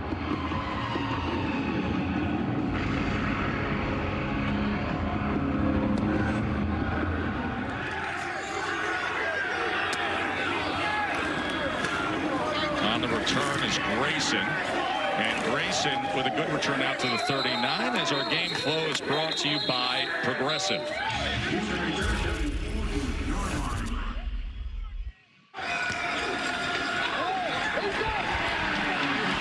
Jalen McClendon has just been dynamic. The big explosive play to Lawrence Keys early in the game to get things going. And there's a Quandre White with a massive run. Something Houston has not been able to do, get things going on the ground. White has been spectacular. Just everything has been cooking today so far for Jalen McClendon.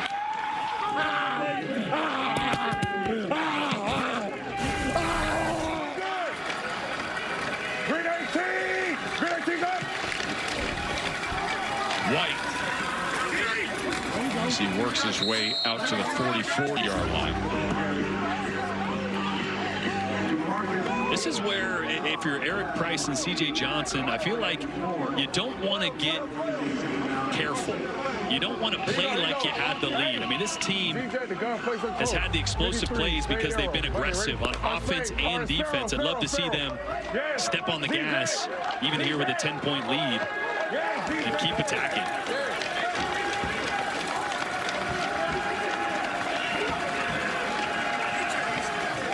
Here you go.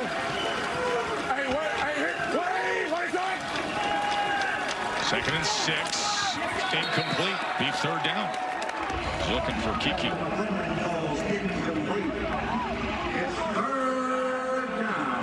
Well, this is what we talked about, guys, right? Get off the field.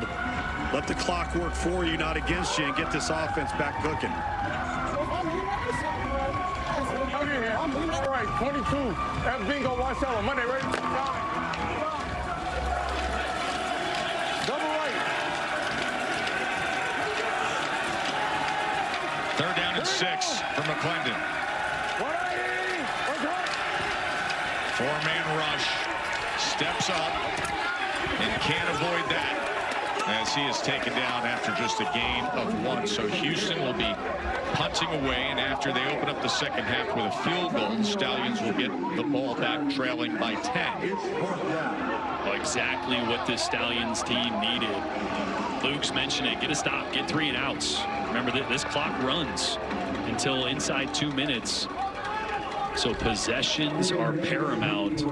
Getting a field goal on the board, now being able to have a drive to try to cut this lead once more. That's how Birmingham wanted to start. 2nd Houston, 3 and out. Davis fields it at the 10, and it's a good punt return. Out to about the 23-yard line. So Birmingham back on offense. The defending champs trailing at home when we return here to UFL action on ABC. This is how legends are made.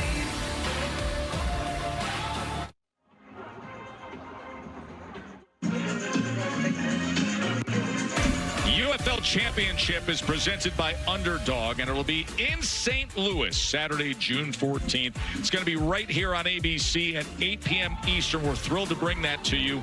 And tickets are going to start just $29 for the championship game in St. Louis. They're available at ufl.com/tickets. Right now, Michigan and D.C. sit atop the standings, but these fans right here, Birmingham, they're hoping that they can make their way to the postseason and try to defend that championship. It is a great race down the stretch to see who gets to that UFL championship game presented by Underdog.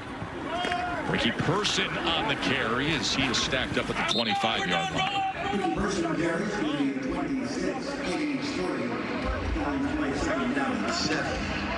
37. Razor move, Florida, 37. Razor bunch, move. Razor bunch move, Florida, 37, bunch Zodiac. Come on, ready? Move. Good. Omaha. Ready, set. 2nd and 7.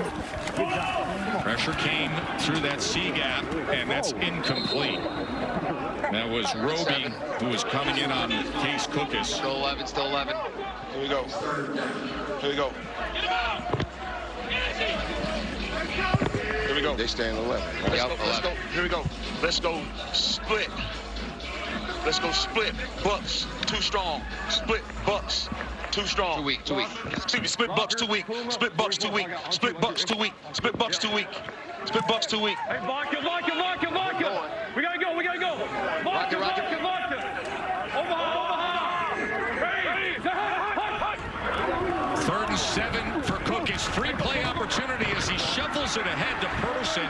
And Person has a big chunk play out beyond the 45-yard line. TJ Franklin, the defensive lineman, may have been offside. Offside defense in the neutral zone at the snap. That penalty is declined. Result of the play is a first down. Yeah, once again, Houston showing all-out blitz. They drop out of it. TJ Franklin jumps early. Good job by Cookus. Taking another hit, but getting the ball out of his hands. Laser, Indian, Colt Zombie. I'm ready. Wait, Indian. This it. Colt. 20-yard gain by Person on that last play. Marable. And Marable! Look at him go here! And now Birmingham is putting themselves right back in this game. Now watch vision there from Marable. That was supposed to go front side to the left. Sees the linebacker overplay it, so cuts back to the right, gets north and south, and run game really helping out this Birmingham offense right now. 31-yard run by Marable. Cookus, incomplete. Davis couldn't hold on. That's the second one. Davis has not been able to hang on. That's not normal for Davion Davis. They're going tempo here with the one-word play call. You hear Pennsylvania. We'll see what that looks like. They go jet motion, play action, incomplete.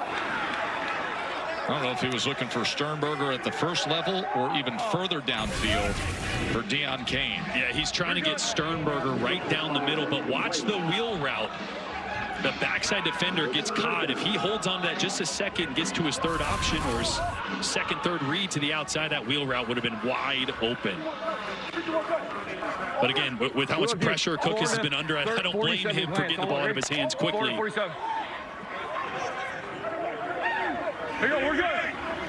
good. This offense has come alive here in this third quarter, but how can he manage a 3rd and 10?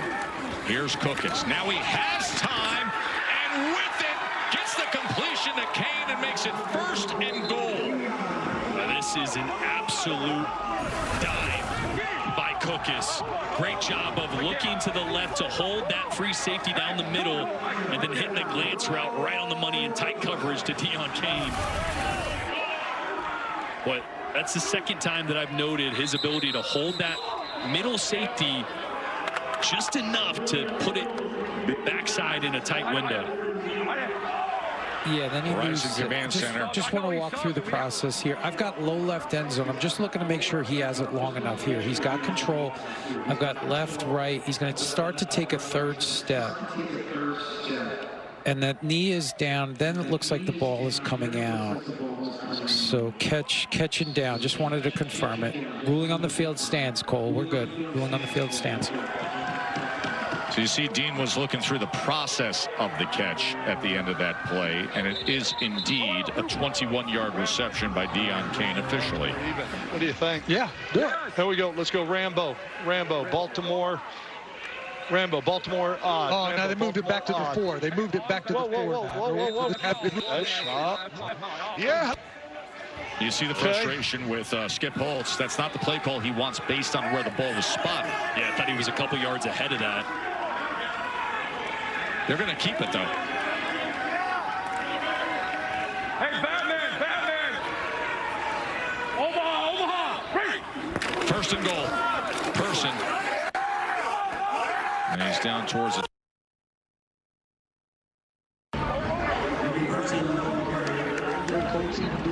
Okay, here we go, Rambo. Here we go, let's go Rambo, yo, Colts even duo. Rambo, yo, Colts even duo. Rambo, yo, Colts even duo. So duo, just those double teams up front, trying to run behind. Big 65 Deontay Brown, 350 pounds, is generous. See if they can get these double teams to get some push. Person. He is met at the 1-yard line. O'Neal undercut him. Oh, yeah, trying to run to the right, but Leon O'Neal all over that cutback. Here comes their vaunted T-bone formation going old school here for Birmingham. Goal line zero. Go tell him. Goal line zero. I think we're good, Coach. We're good. We're good. We got 3 DBs. Look at that loaded backfield T-formation across. With a Marcus Ball in the backfield as well. Oh, and spiking right in against Marable was O'Neal to make the tackle. This is Troy Polamalu in his glory days. Watch O'Neal come over the top. He's going to read this, but he's got a couple bodies. He's going to jump over the tackle. Unbelievable effort on back-to-back plays from Leon O'Neal. What an awesome play by O'Neal. That is, and more importantly, forces a field goal there down from the 1-yard line. I mean, O'Neal just made potentially a 4-point play on his huge. The strong safety for Houston. So Mevis comes back in for the short field goal. And that single play stops them for the moment. But Birmingham, 12 unanswered points, as now they only trail by 7. The UFL will continue after these messages and a word from our ABC stations.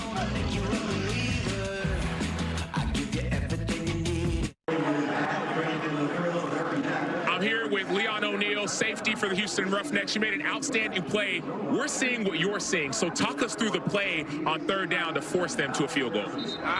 Well, first thing first, like the reason they got down there is because we got to wrap up. So that's the reason why we in this situation in the first place. We got to get off the field on 3rd down. But now we got to handle the next play mentality. We've been practicing this all week when they get in this formation. The first thing I'm paying attention to is where my guy is immediately. So immediately my guy went to the right immediately. I just followed him. I seen I had an alley, and I just jumped through it and made a play. That's it. And when you watched it earlier, you said, I didn't even know I did that. I didn't even know I did that. I just wanted to get one for my team, and I let him down on the drive. I let him down on the drive. I had an interception. I had a chance on. I missed a tackle.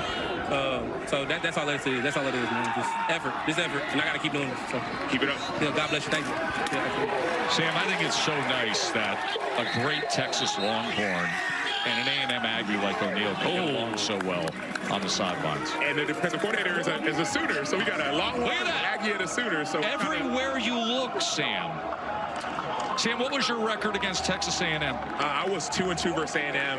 What about in Red River? 2-2 versus Oklahoma. Okay. Sam surrounded by the enemy. You know the good thing about going to Vandy? Everybody loves Vandy. Everybody loves Vandy. Wait a second. What was your record against Tennessee? 1-1 me. What? So everybody's got their heated rivalry. What was your Georgia record, Luke's? 0-1 Thanksgiving Day. Here's McClendon. And as he gets it out and gets it complete to Peterson. Peterson loses the ball at the end, but it is recovered by Houston as it moves forward and right into the hands of Kiki Chisholm. That was a great job. I was trying to see who it was.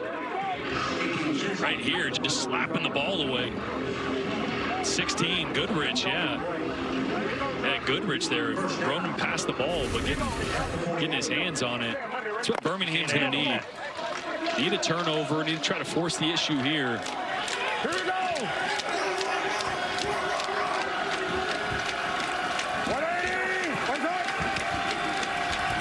See White.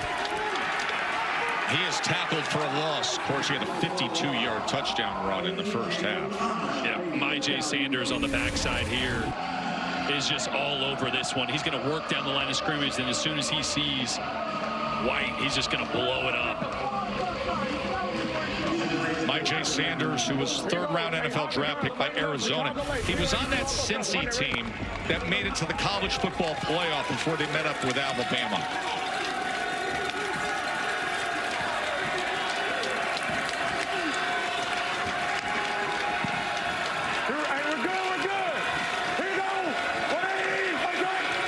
McClendon hoping that they're good on 2nd and 12 as they keep it on the ground, and it's going to be 3rd and long. Yeah, Birmingham dropping into a lot more zone coverage. You know, they started a lot more man coverage earlier, and Houston was able to pick them apart and create opportunities and hit a couple explosive plays. All-state halfback option. Remind them it's a hinges out playing there. a lot more zone. Right 22 all-state halfback option. Remind them hinges. And you heard Jalen McClendon there saying he got hitches on the outside. Birmingham looks like they're in a cover 4. So everybody back, keeping everything in the front. I'd take one of these hitches on either side. 3rd and 10, pressure, stays on his feet, and then has to throw it quickly away. And the defense does their job well as Perrion Winfrey was collapsing on McClendon. Yeah, McClendon just forced to be a little late on that one. No, incomplete. Because of the pressure, if he's there on time, Lawrence Keys has a 1st down, but instead, it's going to be 4th down. Into the catch, yes or no? Just give me the personnel. I got personnel. 4th and 1. They're actually looking at the end of that walking back out. I didn't think there was a chance he got it. 12. Yep. Look at the low left end zone. Look at the feet. Look at this effort here. It's 4th down. It's 4th down. They're looking at it. Yeah. I've got that toe on the ground. I certainly can't change it. It's incredible. And he does maintain control. Hey, Cole, we're going to want to pump this up here and then wind when we get everything settled down. You guys are good with catching short. Okay. Wind it up. That is completed. Wow. By Keys in a miraculous diving effort, and with it, it's 4th and 1. And they're going for it, and McClendon's going to pick up the 1st down. I mean, Dean Blandino had the eyes in the Verizon Command Center say, hold on, I want to take a look at that effort out on the near side. And Blandino said, believe it or not, foot is down, maintain control. Look at this catch. So instead of 4th and 11, it's 4th and 1, and they go for it. I mean, Keys, that is just great concentration. I looked away after I saw him fall into the sideline. I thought there was no way he caught that. The ball is easily 2.5 yards out of bounds. Unbelievable. I mean, that was amazing by Keys. Lingard, now he carries it. So all of a sudden, here's Houston on the march. And the 3rd quarter continues to tick down here with that 7-point lead. And I love what they called there on 4th and 1. It was just a zone read, but they're allowing McClendon to be a runner a lot more than they had the last couple weeks. For a big play. He just got to laser it into the boundary. He's a big body guy. He's not running a 4.5, but he is dangerous, athletic enough to make you pay, and he's done that a couple times already today. Kill, 83, kill. Here we go. 180. McClendon on second down. He is taken down. He is torn down immediately by Marvin Wilson, the former Florida State star. Yeah, and he's trying to wait for these routes to open up, but watch the pocket get pushed into the lap of McClendon. Both ways. There's nowhere to go. Nowhere to even step up and try to push that ball downfield. Here we go. Go ahead. 26-2. Why Flutie up money? Monday ready. Hey, let's go. Here we go. Final half minute of this third quarter. Third down and long. McClendon looking for an option, and that is incomplete as he couldn't connect with Emmanuel Butler. Yeah, this pass rush for Birmingham's really starting to take over. I.J. Sanders with the initial pressure there, causing Jalen McClendon to step up. Saw Marvin Wilson on the last play. Oh, that Birmingham defense is hungry. What a tale of two halves, huh? End of the third. They were up 25-6, and Birmingham comes back 12 unanswered. And it's 25-18. Critical game in the conference standings, and Houston trying to come up with an upset win on the road. Fourth quarter ahead. Don't go anywhere. Marco's was just named America's favorite pizza chain, and we're celebrating with America's favorite topping. It's Marco's Pepperoni Fest with our iconic Pepperoni Magnifico pizza, our cheesy pepperoni Pozzoli, and new pepperoni bread, starting at just $5, only at Marco's. More coverage presented by Marco's Pizza. Tessie, what's your favorite? Okay, Stallions fans, pretty cool moment here. We're going to need your help. Glad you're with us here. UFL action on the road in Birmingham as Houston, as we mentioned, a critical game when you look at the USFL conference standings. Birmingham at 4-2, Houston at 3-3 after a choppy start to the year, and all of a sudden with Jalen McClendon at quarterback and defense coming up with a touchdown, they jumped out to a 25-6 lead here against the defending champions. Acho. And you talked about this idea of belief. We've been talking about it all game long. Before the game, head coach C.J. Johnson of the Houston Roughnecks said the difference between Birmingham and everyone else is that they believe. But we saw the first half, this idea of the Roughnecks team believing, but now it's about finishing. And so that's what we've seen on the sideline. Yes, there's been a big lead. The lead has been dwindled down, but the belief in the fourth quarter is going to make all the difference.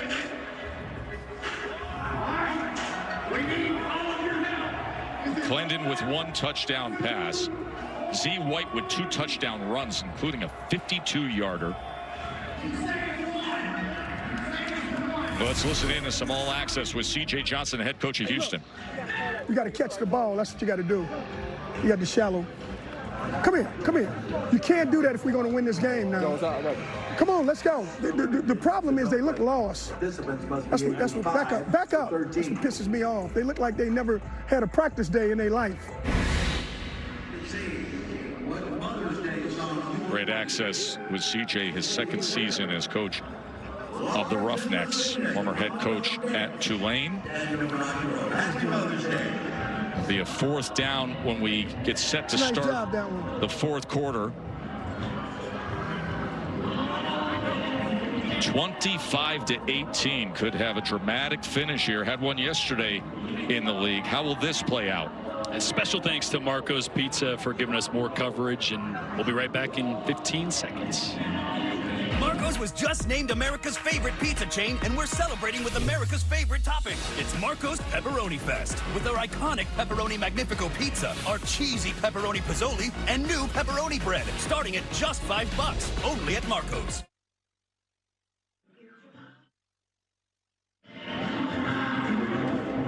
Didn't you go You went to Marco's last week, right? Who did? Luke's, I think, did. 25-18, start of the fourth quarter here. NBA playoff action will be coming your way on ABC with Denver and Oklahoma City, and more UFL action will be coming up on ESPN. Big conference game between Birmingham and Houston. Top two teams make the postseason. That is fielded at the 7-yard line all of a sudden by David. He looked up and the ball was right in his hands. I think he thought that was going to bounce the other way. Luke's.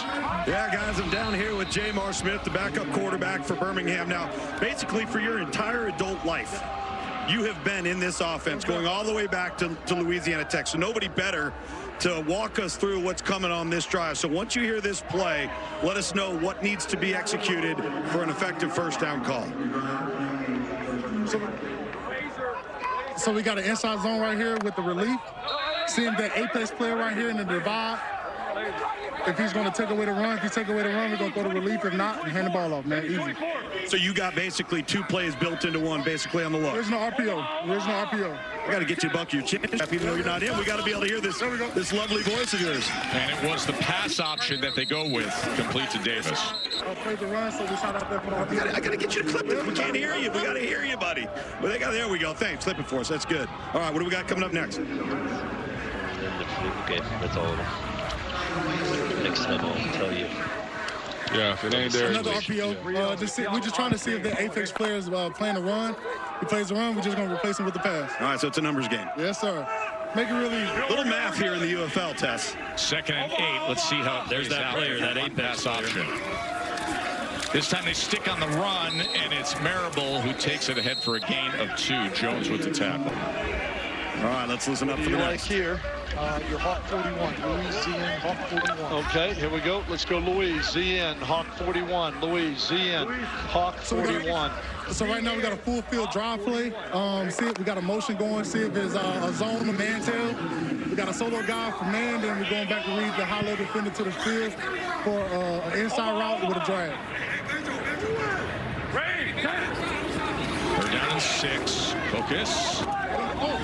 Flags raining everywhere as Williams had coverage on ball. So they ran with man. The guy that came with the motion, he followed him, so we throw the out route to the tight end. So for you guys, so much built in. There's a zone beater, there's a man beater, gives you options at the line of scrimmage to avoid being wrong, right? Most definitely.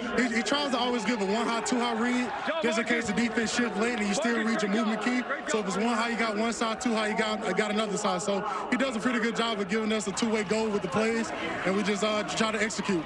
Here we go. Let's go, Rob. Let's go. Tell you what, go Rio. Go Rio. Go Seahawk. Odd shave. Rio. Seahawk. Odd shave. Still attacking that apex player. There's a guy that's trying to play inside the box and the pass a little bit, so we're just trying to attack him right now. So he's outside the box right now, number 28. He's moving in the box. Take the roll down.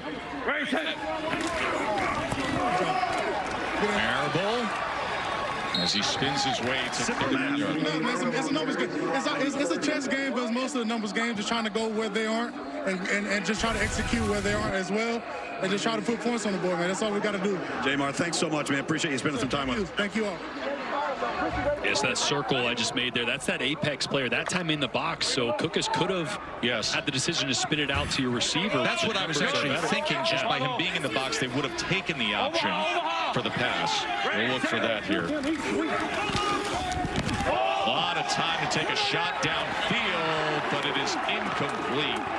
As Deion Kane was waiting for that ball to track towards him, and Arnett, who had the pick 6 earlier, was there with coverage. Yeah, good coverage, really good block by Marable to even give Cookus an opportunity to throw this one to the outside. This is the matchup they want one-on-one. They want Deion Kane. That one slightly underthrown, but honestly, that was an emphasis this week, because last week all those deep throws were overthrown by Cookus. That's the right ball there. He wants to give his guys a chance to make a play, but Kane couldn't come up with it. 3rd down and 4.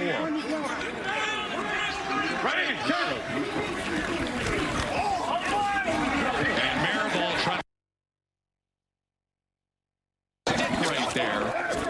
And it looks like he's right on top of it as he was tackled by Shepard.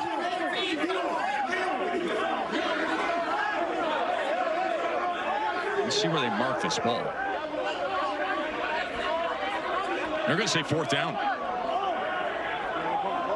They're going to say 4th down. What a big decision here for Skip Holtz. Just down 7. But if it's only a couple inches, maybe you feel like you could quarterback sneak. Laser. Here we go. Laser move, in the odd. Laser move, in the odd. Laser move, in the odd. This is from their own laser 34-yard move, in the odd. Laser move, in the odd. Laser move, in the odd. Laser move, in the odd. Hey. Trailing by 7 from their own 34-yard line. Timeout. They're going to use a timeout. Can't get his comms going, guys. That communication. Walkie-talkie. That's been an issue all game. See Skip just tossing his walkie-talkie that time. So the call there was in the odd. That's just a zone handoff. With it being 4th and 1 and really less than 1, I'd love just getting under center and going quarterback sneak if you trust your quarterback to take that snap. And I'm thinking about an Indy. What do you think? Yes. Gooch? Yep. Gooch? Gooch? Yes. Gooch. Yes. Here, present. You like Baltimore? You like Indy? What do you like here?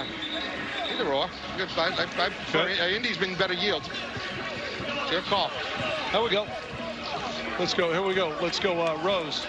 Rose, Zach. Let's go Baltimore odd. Rose, Zach, Baltimore odd. Here we go. Rose, Zach, Baltimore odd. Heard him talk to his offensive line coach and ask him what he likes here. 4th down and 1 off the timeout. From their own 34, trailing by 7, 4th down. Person fighting for it. This is going to depend on the mark, Jordan.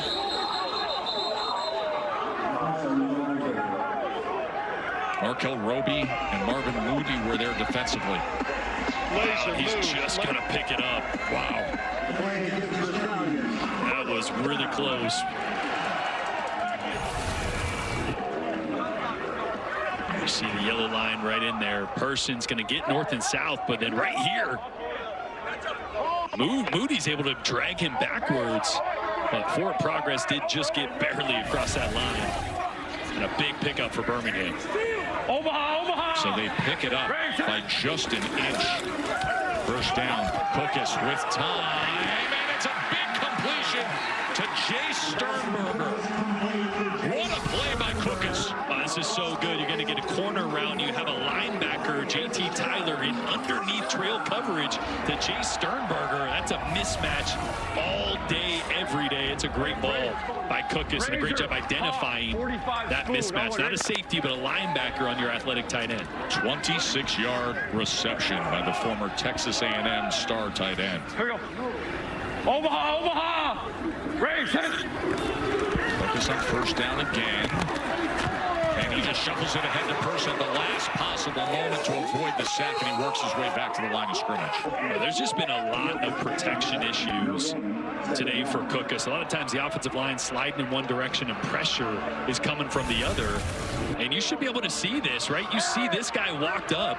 Your offensive line, you got 4 guys blocking 3 on the other side. You either need to re-ID the mic to keep the center and guards in with their eyes inside, not outside, or just completely flip the protection and slide it the opposite way. Pistol. Get set. Omaha. Raise it. Play action. Cookus looking for an option. They get a holding call here. On 2nd down, we'll check on that.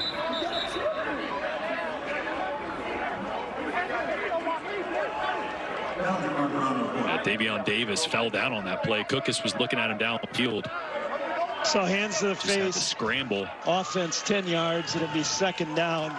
Does he want to decline this? Jim. It is indeed. He's going to decline Birmingham. it. Okay.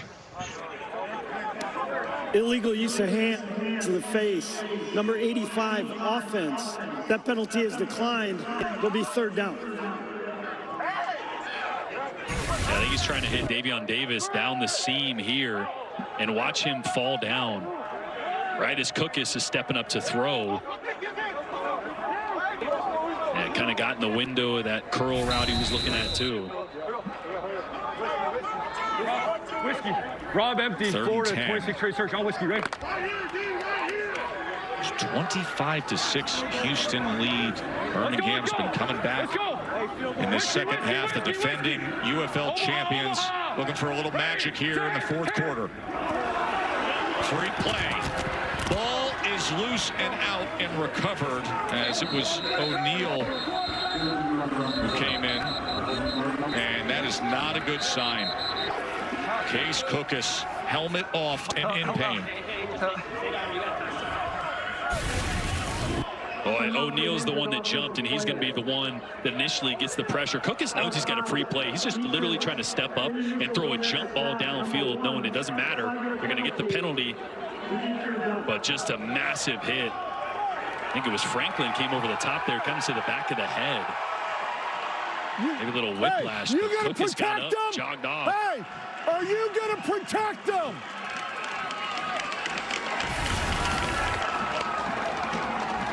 That means he's in the medical tent already, and Jamar Smith is out there. Keep in mind all the quarterback injuries for Birmingham. Starter Alex, former Ole Miss star Matt Corral. Beasley, who came in for Cookus when he got in last week, and now Cookus himself. They are down to Jamar Smith, who does know the system at least. He knows the system, but he retired at the beginning of the camp because he didn't want to be the third guy. I wanted to kind of move on with his life, get into coaching. Skip Holtz had not even seen him throw outside of warm-ups until Wednesday this week of practice. So he gets here this week, returns, been a part of the team in recent years, and now instantly thrown into action on 3rd and 5. Jamar Smith, incomplete. That was denied. He was looking for Davis, but Armani Marsh was there to defend. That's the right decision. Ball's just a little inside. Jamar Smith, man, it's tough to come off the bench cold and rip a quick out. All right. Help me. Who took that away? Harrison Mevis again out there for a field goal attempt. These drives in the second half have been coming up a bit short, with the exception of the big one and now the big kick. As from 52 yards out, Mevis closes it to a 4-point margin. Remember, NBA playoff action is coming your way. The Thunder and the Nuggets, 3:30 Eastern. Coverage begins with the Countdown crew following our game. The UFL will continue after these messages and a word from our ABC stations.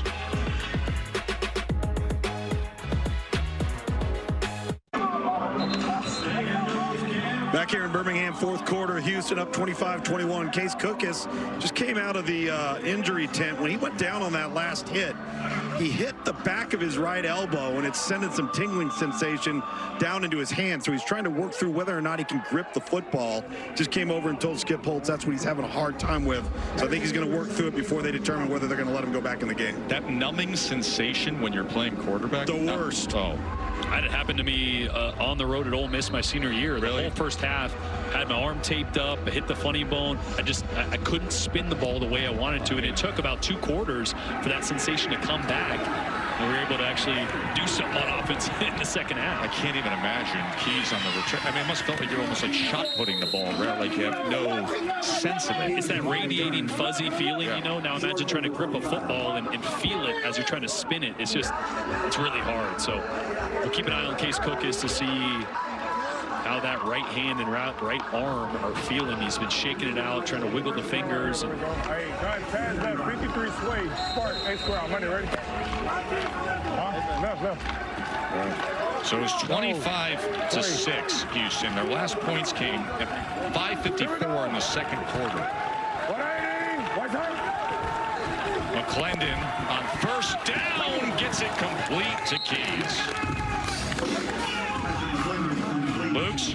Hey guys, down here with Case Cookus, I see you working through it, trying to get that feeling and sensation back in your hand. How's that affecting gripping the football? Yeah, you know, it's lost feeling in my pinky right now. You know, it doesn't seem like it's a super major issue, but I just got to get feeling back because I would put the team in jeopardy if I can't grip the ball, you know. There you go. Hey, rub some dirt on it. Yeah, exactly. 18-yard reception by Keys. Cook is telling us the latest with his injury. McClendon, whole issue in the backfield as he's taken down at the 41-yard line by Anai and Yarberry. This is a really, really big drive. I mean, obviously, look at the scoreboard. Houston with that 4-point lead.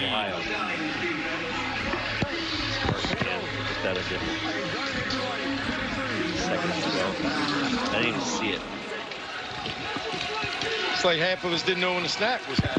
Yeah, they said it was on green. He said set Hutton Jack snap. It's amazing to hear the audio saying the miscommunication on that last play. Second and 12. McClendon incomplete, couldn't connect with Hall underneath. So it's going to be 3rd and long as Houston tries to hold on to this 4-point lead. That's right. It was actually a good ball by McClendon there. Tear, Hall just kind of drifted in the window. F money. 3rd and 10. Flex right tear, 26 chip. Y Flutie, F money. Hey, gun, flex right tear. 26 chip, F Flutie, Y money. Ready? For one play, y'all know it.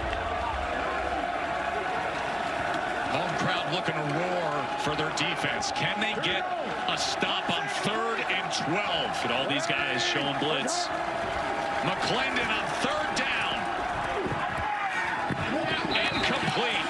Stallions going to get the ball back with just under 6 minutes to play, trailing at home. Boy, again, Myjai Sanders coming off the edge, forcing Jalen McClendon to step up, and he stepped right up into a wall. This is a really good job with pass lane discipline. This is going to be initial, and then look at the wall here. So McClendon has no lanes to step up in and run through. That's what you're worried about most on 3rd down with an athletic quarterback. Him stepping up and running. Great job of gap discipline there and pass lane, rush lanes for that Birmingham defense, and they're going to give it back to the offense. And Case is throwing the ball around. Looks like he's that pinky's getting some feeling back. 4th straight Houston punt. Rivers with a sky punt turns it over, and it goes into the end zone with all that momentum. Remember, on ESPN, there's Dresser Wynn, starting quarterback for Memphis. Week 7 UFL finale of the weekend will be the Battlehawks and the Showboats, coming your way on ESPN.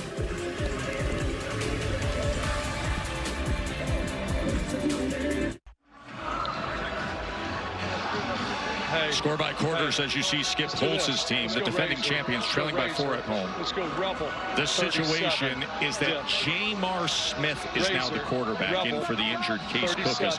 Jamar Smith was not even on the roster a week ago. He had been in recent years, then retired, and now called back in because of all the injuries at quarterback, and he finds himself in the game with the game on the line.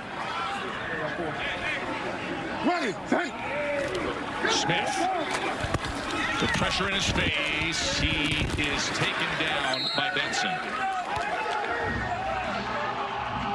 Pressure from the right side. Jamar Smith knew it was coming. I mean, he's a guy that's been in this offense since college, right? La Tech with Skip Holtz, so knows it well. But just hasn't played a ton of football at all, right? I mean, retired. When he was at Louisiana Tech, he actually led them to a bowl game victory over Miami in the Independence Bowl back in 2019. But what a spot to be in. Here's Smith driving the ball, getting it complete. Can you believe this? Deion Kane. Jamar Smith, who had retired from pro football, in the game here, looking to rally. And watch the confidence. He's going to throw this right off the ear of that linebacker underneath to Deion Kane. That is a confident rip.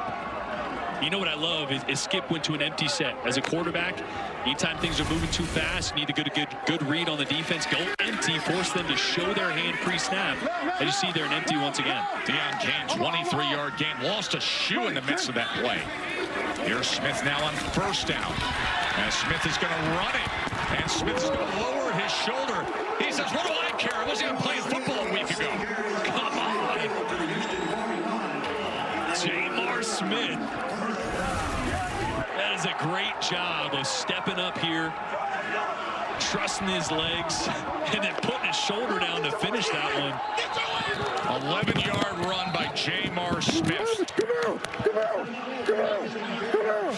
quarterbacks for Birmingham have been knocked out injured this season. Most recently, it just happened to Case Cookus in the midst of this game.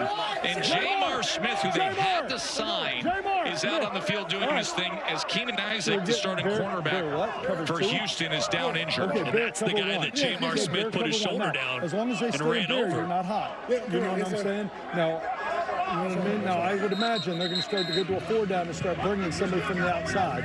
Okay, so I'm trying to give you a hot over here. Okay? What I just have called. Okay, Gators 7, blue empty, Gators 17 to the left and safe over here to the right. Play clock is at 16 and it's going to stay there.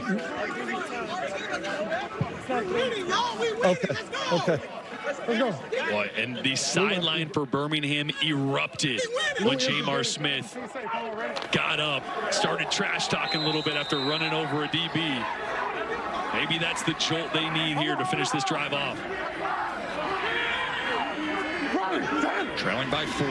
First down. Smith trying to get it out into space. Threw it behind C.J. Marable, the running back.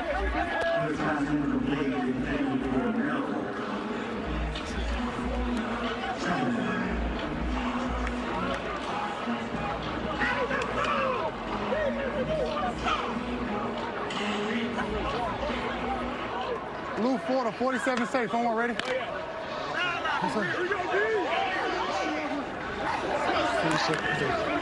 47 safe. What else do you like, guys? Can we get a Puma and a hog out? Second down and 10. Smith gets it complete again. Drives the ball to Sternberger, and Sternberger is inside the 10-yard line. Jamar Smith has sparked this team. Well, that's a great job. Watch Benson here and watch Sternberger. Benson is dropping into coverage, but he's got to match Sternberger. Instead, he goes way past him, leaves this big opening. Zone coverage is not running and dropping to a spot. Zone coverage is matching someone that enters your zone. So Benson there doesn't match Sternberger, leaves him wide open. Great read by Smith. 32-yard play just when they need it. Coming up on the 2-minute warning here, trailing by 4. The defending champs. Marable can't find much there.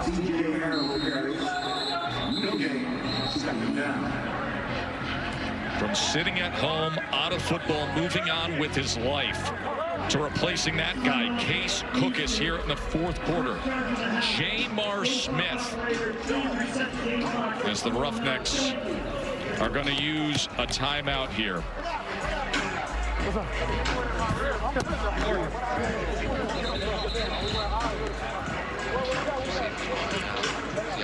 That's amazing. The 5th quarterback we've seen this year for Birmingham. Yeah, he's out there now, Max. The 3-time champs trying to make it a 4-peat.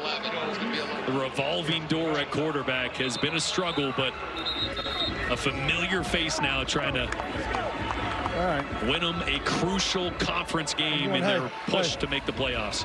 I think 15 minutes ago, he's down here talking to me, detailing what every single aspect of the play is. Now he's operating this. This shouldn't be all that surprising. 0-2. I got it. 0-2. All right, here we go. Remember the story of the year for Birmingham, overcoming all the adversity with quarterback injuries, Jordan. Yeah, started with Alex Magoo, went to IR. Corral went to IR. Case Cook has been banged up. We saw Andrew Peasley last week, and now Jamar Smith signed this week. First practice on Wednesday, coming out of retirement, trying to win the game for Birmingham here late. 2nd and goal. He was just signed this week. Back on the roster, reaching out, but unable to get there is Davis as he's down to the 1-yard line. Oh, a great read. He's hot here. He's got a free rusher right here. So what do? You replace him. You throw to your hot route, Davion Davis, who finally snags one after a couple unexplainable drops earlier in this game. And Jamar Smith is hyped. 2-minute warning. Remember how important this game is. The standings in the USFL Conference of the United Football League. Top 2 teams make the playoffs. And Birmingham and Houston are looking to see who can secure 2nd place coming out of this weekend. The UFL will continue after these messages and a word from our ABC stations.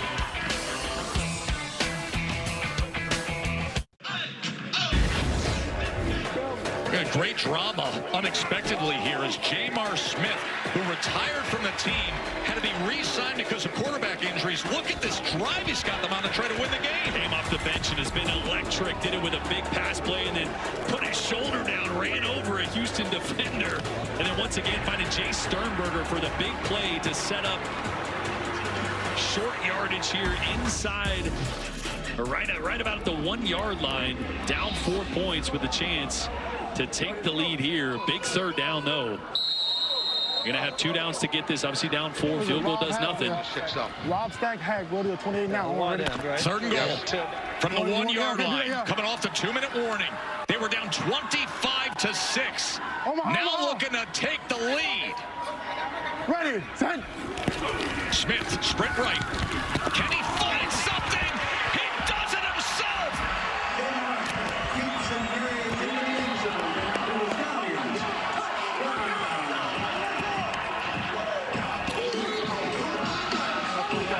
That is their first lead of the game.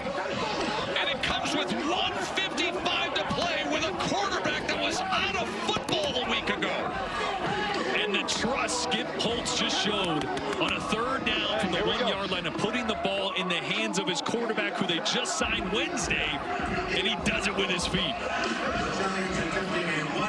Unbelievable spark Jamar Smith has given to this team to take the lead, and a big one here to force Houston to have to get a field goal to tie it from the 2 yard line. They're going to call a timeout, as I think there was an issue with the personnel. Let's go back to that touchdown, Jordan. Yeah, so this is just a sprint right. They're trying to throw the ball to the flats really quick here, but this linebacker's going to over-pursue. So Jamar Smith decides to cut it back upfield, makes him miss. And just great field vision from a guy who has not played tackle football in almost a year, almost a year. I mean, just signed Wednesday. Unbelievable from Jamar Smith. The story of Birmingham's season. Quarterback after quarterback after quarterback knocked out of games. It happened to their starter, Case Cookus. And in the 4th quarter, Smith steps into that spot, drives them down the field, and gives them their first lead of the game.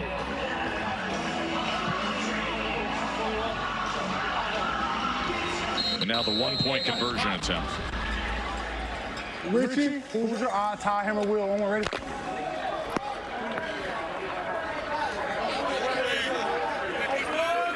Omaha!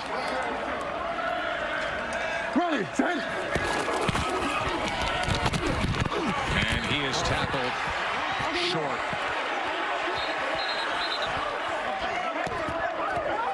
That was Benson.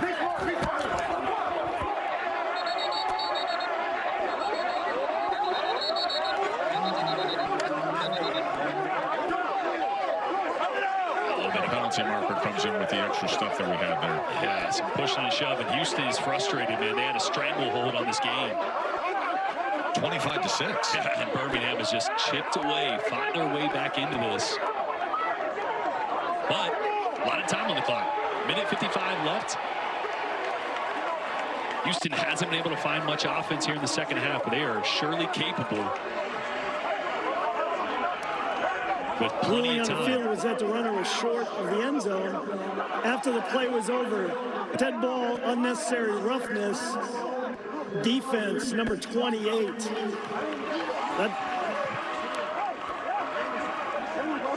It's a dead ball after the play on Moody.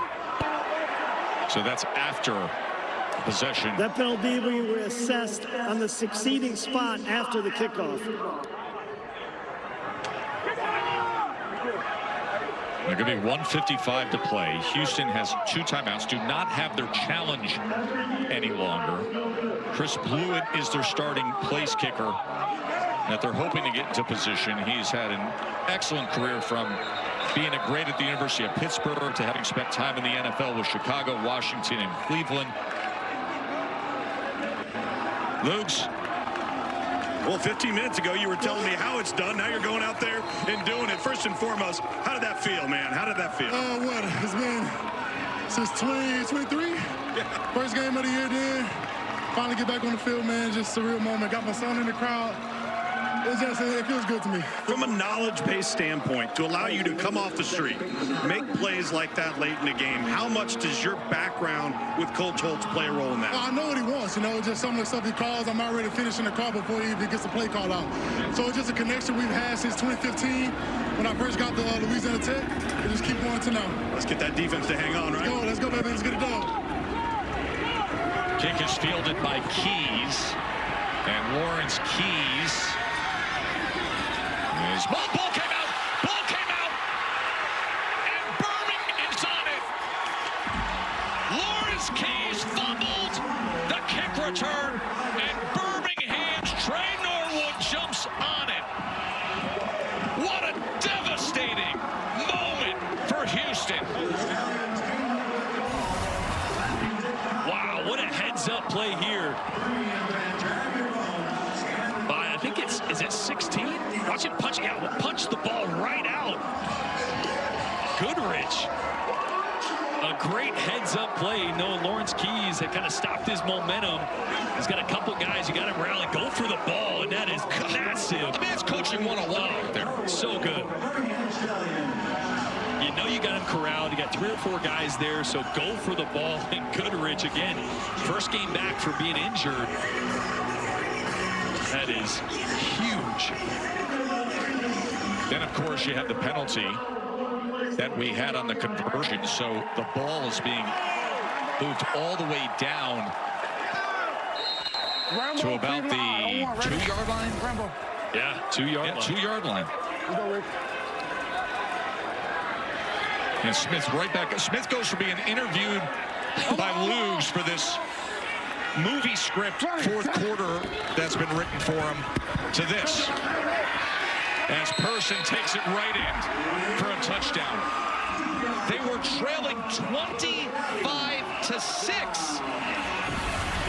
25-6. Ricky Person here finishing it off. Great job staying alive there, reaching for the goal line.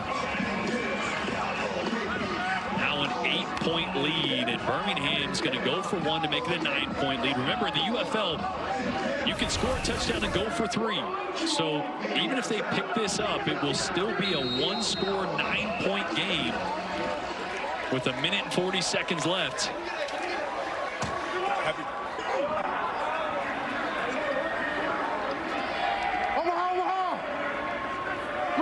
1-point conversion attempt. As he is short again. But all of a sudden, look up at the scoreboard. And if we can just right now on the fly introduce bad beats with Stanford Steve and SVP, there it is. It was 25-6 Houston. Birmingham was giving away 4.5 points. And they could end up covering here. 27 unanswered points. Okay. All right. 27 unanswered points. It's truly unbelievable, and really early in the second half, it was the defense getting Houston off the field. A couple 3-and-outs, allowing their offense to get in rhythm, chip away, a couple field goals, just get some positive momentum, and then this game just blew wide open here in the fourth quarter. And with a quarterback who had retired from pro football. He had retired from pro football. Hadn't played in a game since 2023. We're in the year of our Lord 2025. Joe Tess, what is happening? How wild is this? Jamar Smith comes into the game and leads them back. And here's Keys, who fumbled moments ago. Just over 1.5 minutes to play. And all of a sudden, Houston is trailing by 8. And this offense has just disappeared in the second half. Just 49 yards of offense here in the second half after 215 in the first half. The change to me is Birmingham started playing top-down zone coverage. We're going to play cover 4. We're going to take away those deep shots, get out of man coverage, and force you to make good decisions over and over and over again. I mean, the score was 25-6 Houston with 5:54 to go before halftime. Everybody here. Hey, look. Set up, listen. Come on. Same situation. Going left here. That guy, Jamar Smith. That is the story of the day. Rub that lucky head. Going left, yes. No, yeah, right here. Here you go. 180. What's up? McClendon. Trailing by 8 now. It's incomplete. So they were charging in on him with an eye.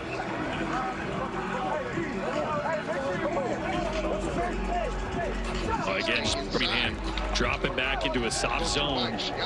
And you still have plenty of time here. Houston's got 2 timeouts, minute and a half left. So you can take those short throws a couple times, give the guys the ball in space, let them try to break a tackle. You don't have to try to get it all back in 2 or 3 plays.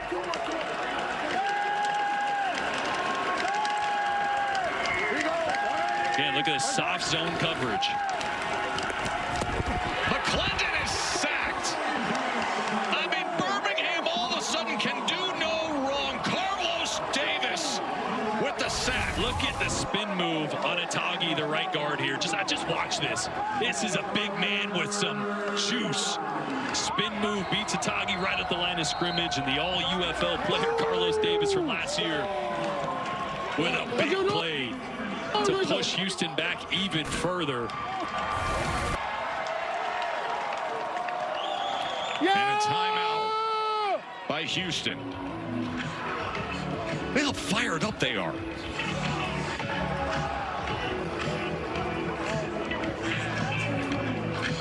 But what happened just moments ago, they're laughing over. They can't believe it. This is Jamar Smith doing it on his own to take the lead, and then Jordan always valued the football. Special teams plays. This was unbelievable. Goodrich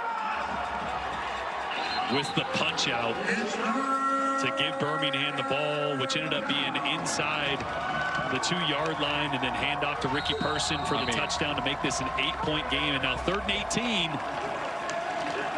Houston's got to try to get half of this back. 3rd and 18, McClendon. It's incomplete. I mean, you imagine you're sitting here. It's 25-6. Aaron put it out there. Aaron Dolan says 25-6. You know, dogs have been happy, but you're grabbing 4.5 points. You're catching 4.5, and you're up 25-6. And you're about to lose that bet, depending on this 4th down.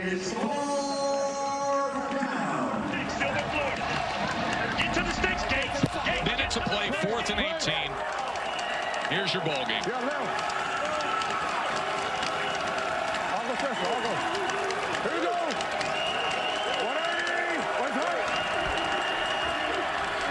4th and 18. That's it. That does it. Winfrey and Bradley Anai combining to take down McClendon. Ball came out at the end there. Yeah, Anai with the pressure here, and Winfrey's going to loop over the top and put the finishing blow on McClendon.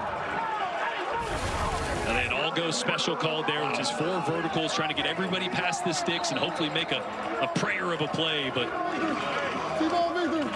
and we detailed to you how big this was when it came to the conference standings, because for Birmingham now, they get that 2-game lead with the gap now in front of Houston.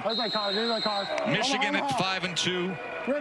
Birmingham moving to 5-2. Top 2 teams make the postseason. 3 straight years they've won a championship. You see the 13-point halftime deficit, the largest comeback in UFL history. It was 25-6 before halftime. They scored just before the half. Defense did their job, and then Jamar Smith. I mean, Skip Holtz sitting back with new quarterback after new quarterback, injury after injury, and the guy who he coached in college and then had as a backup in the pros, he signs him off the street to welcome him back into the franchise, and he wins the game for him, does Jamar Smith. That was awesome stuff. Yeah, you hold on to that one, Jamar. You're going to remember this moment for a long, long time. That's what the UFL is made for. So now the conference standings look this way. Birmingham and Michigan sit atop at 5-2. What a thriller. They came all the way back. NBA playoff action coming up next for Jordan Rogers, Sam Acho, and Tom Rubenbill. I'm Joe Tessitore, asking you to enjoy the rest of your day with a little NBA playoff action, or go over to ESPN for more UFL. 33-25 in a thrilling game here in Birmingham. Enjoy the rest of your day.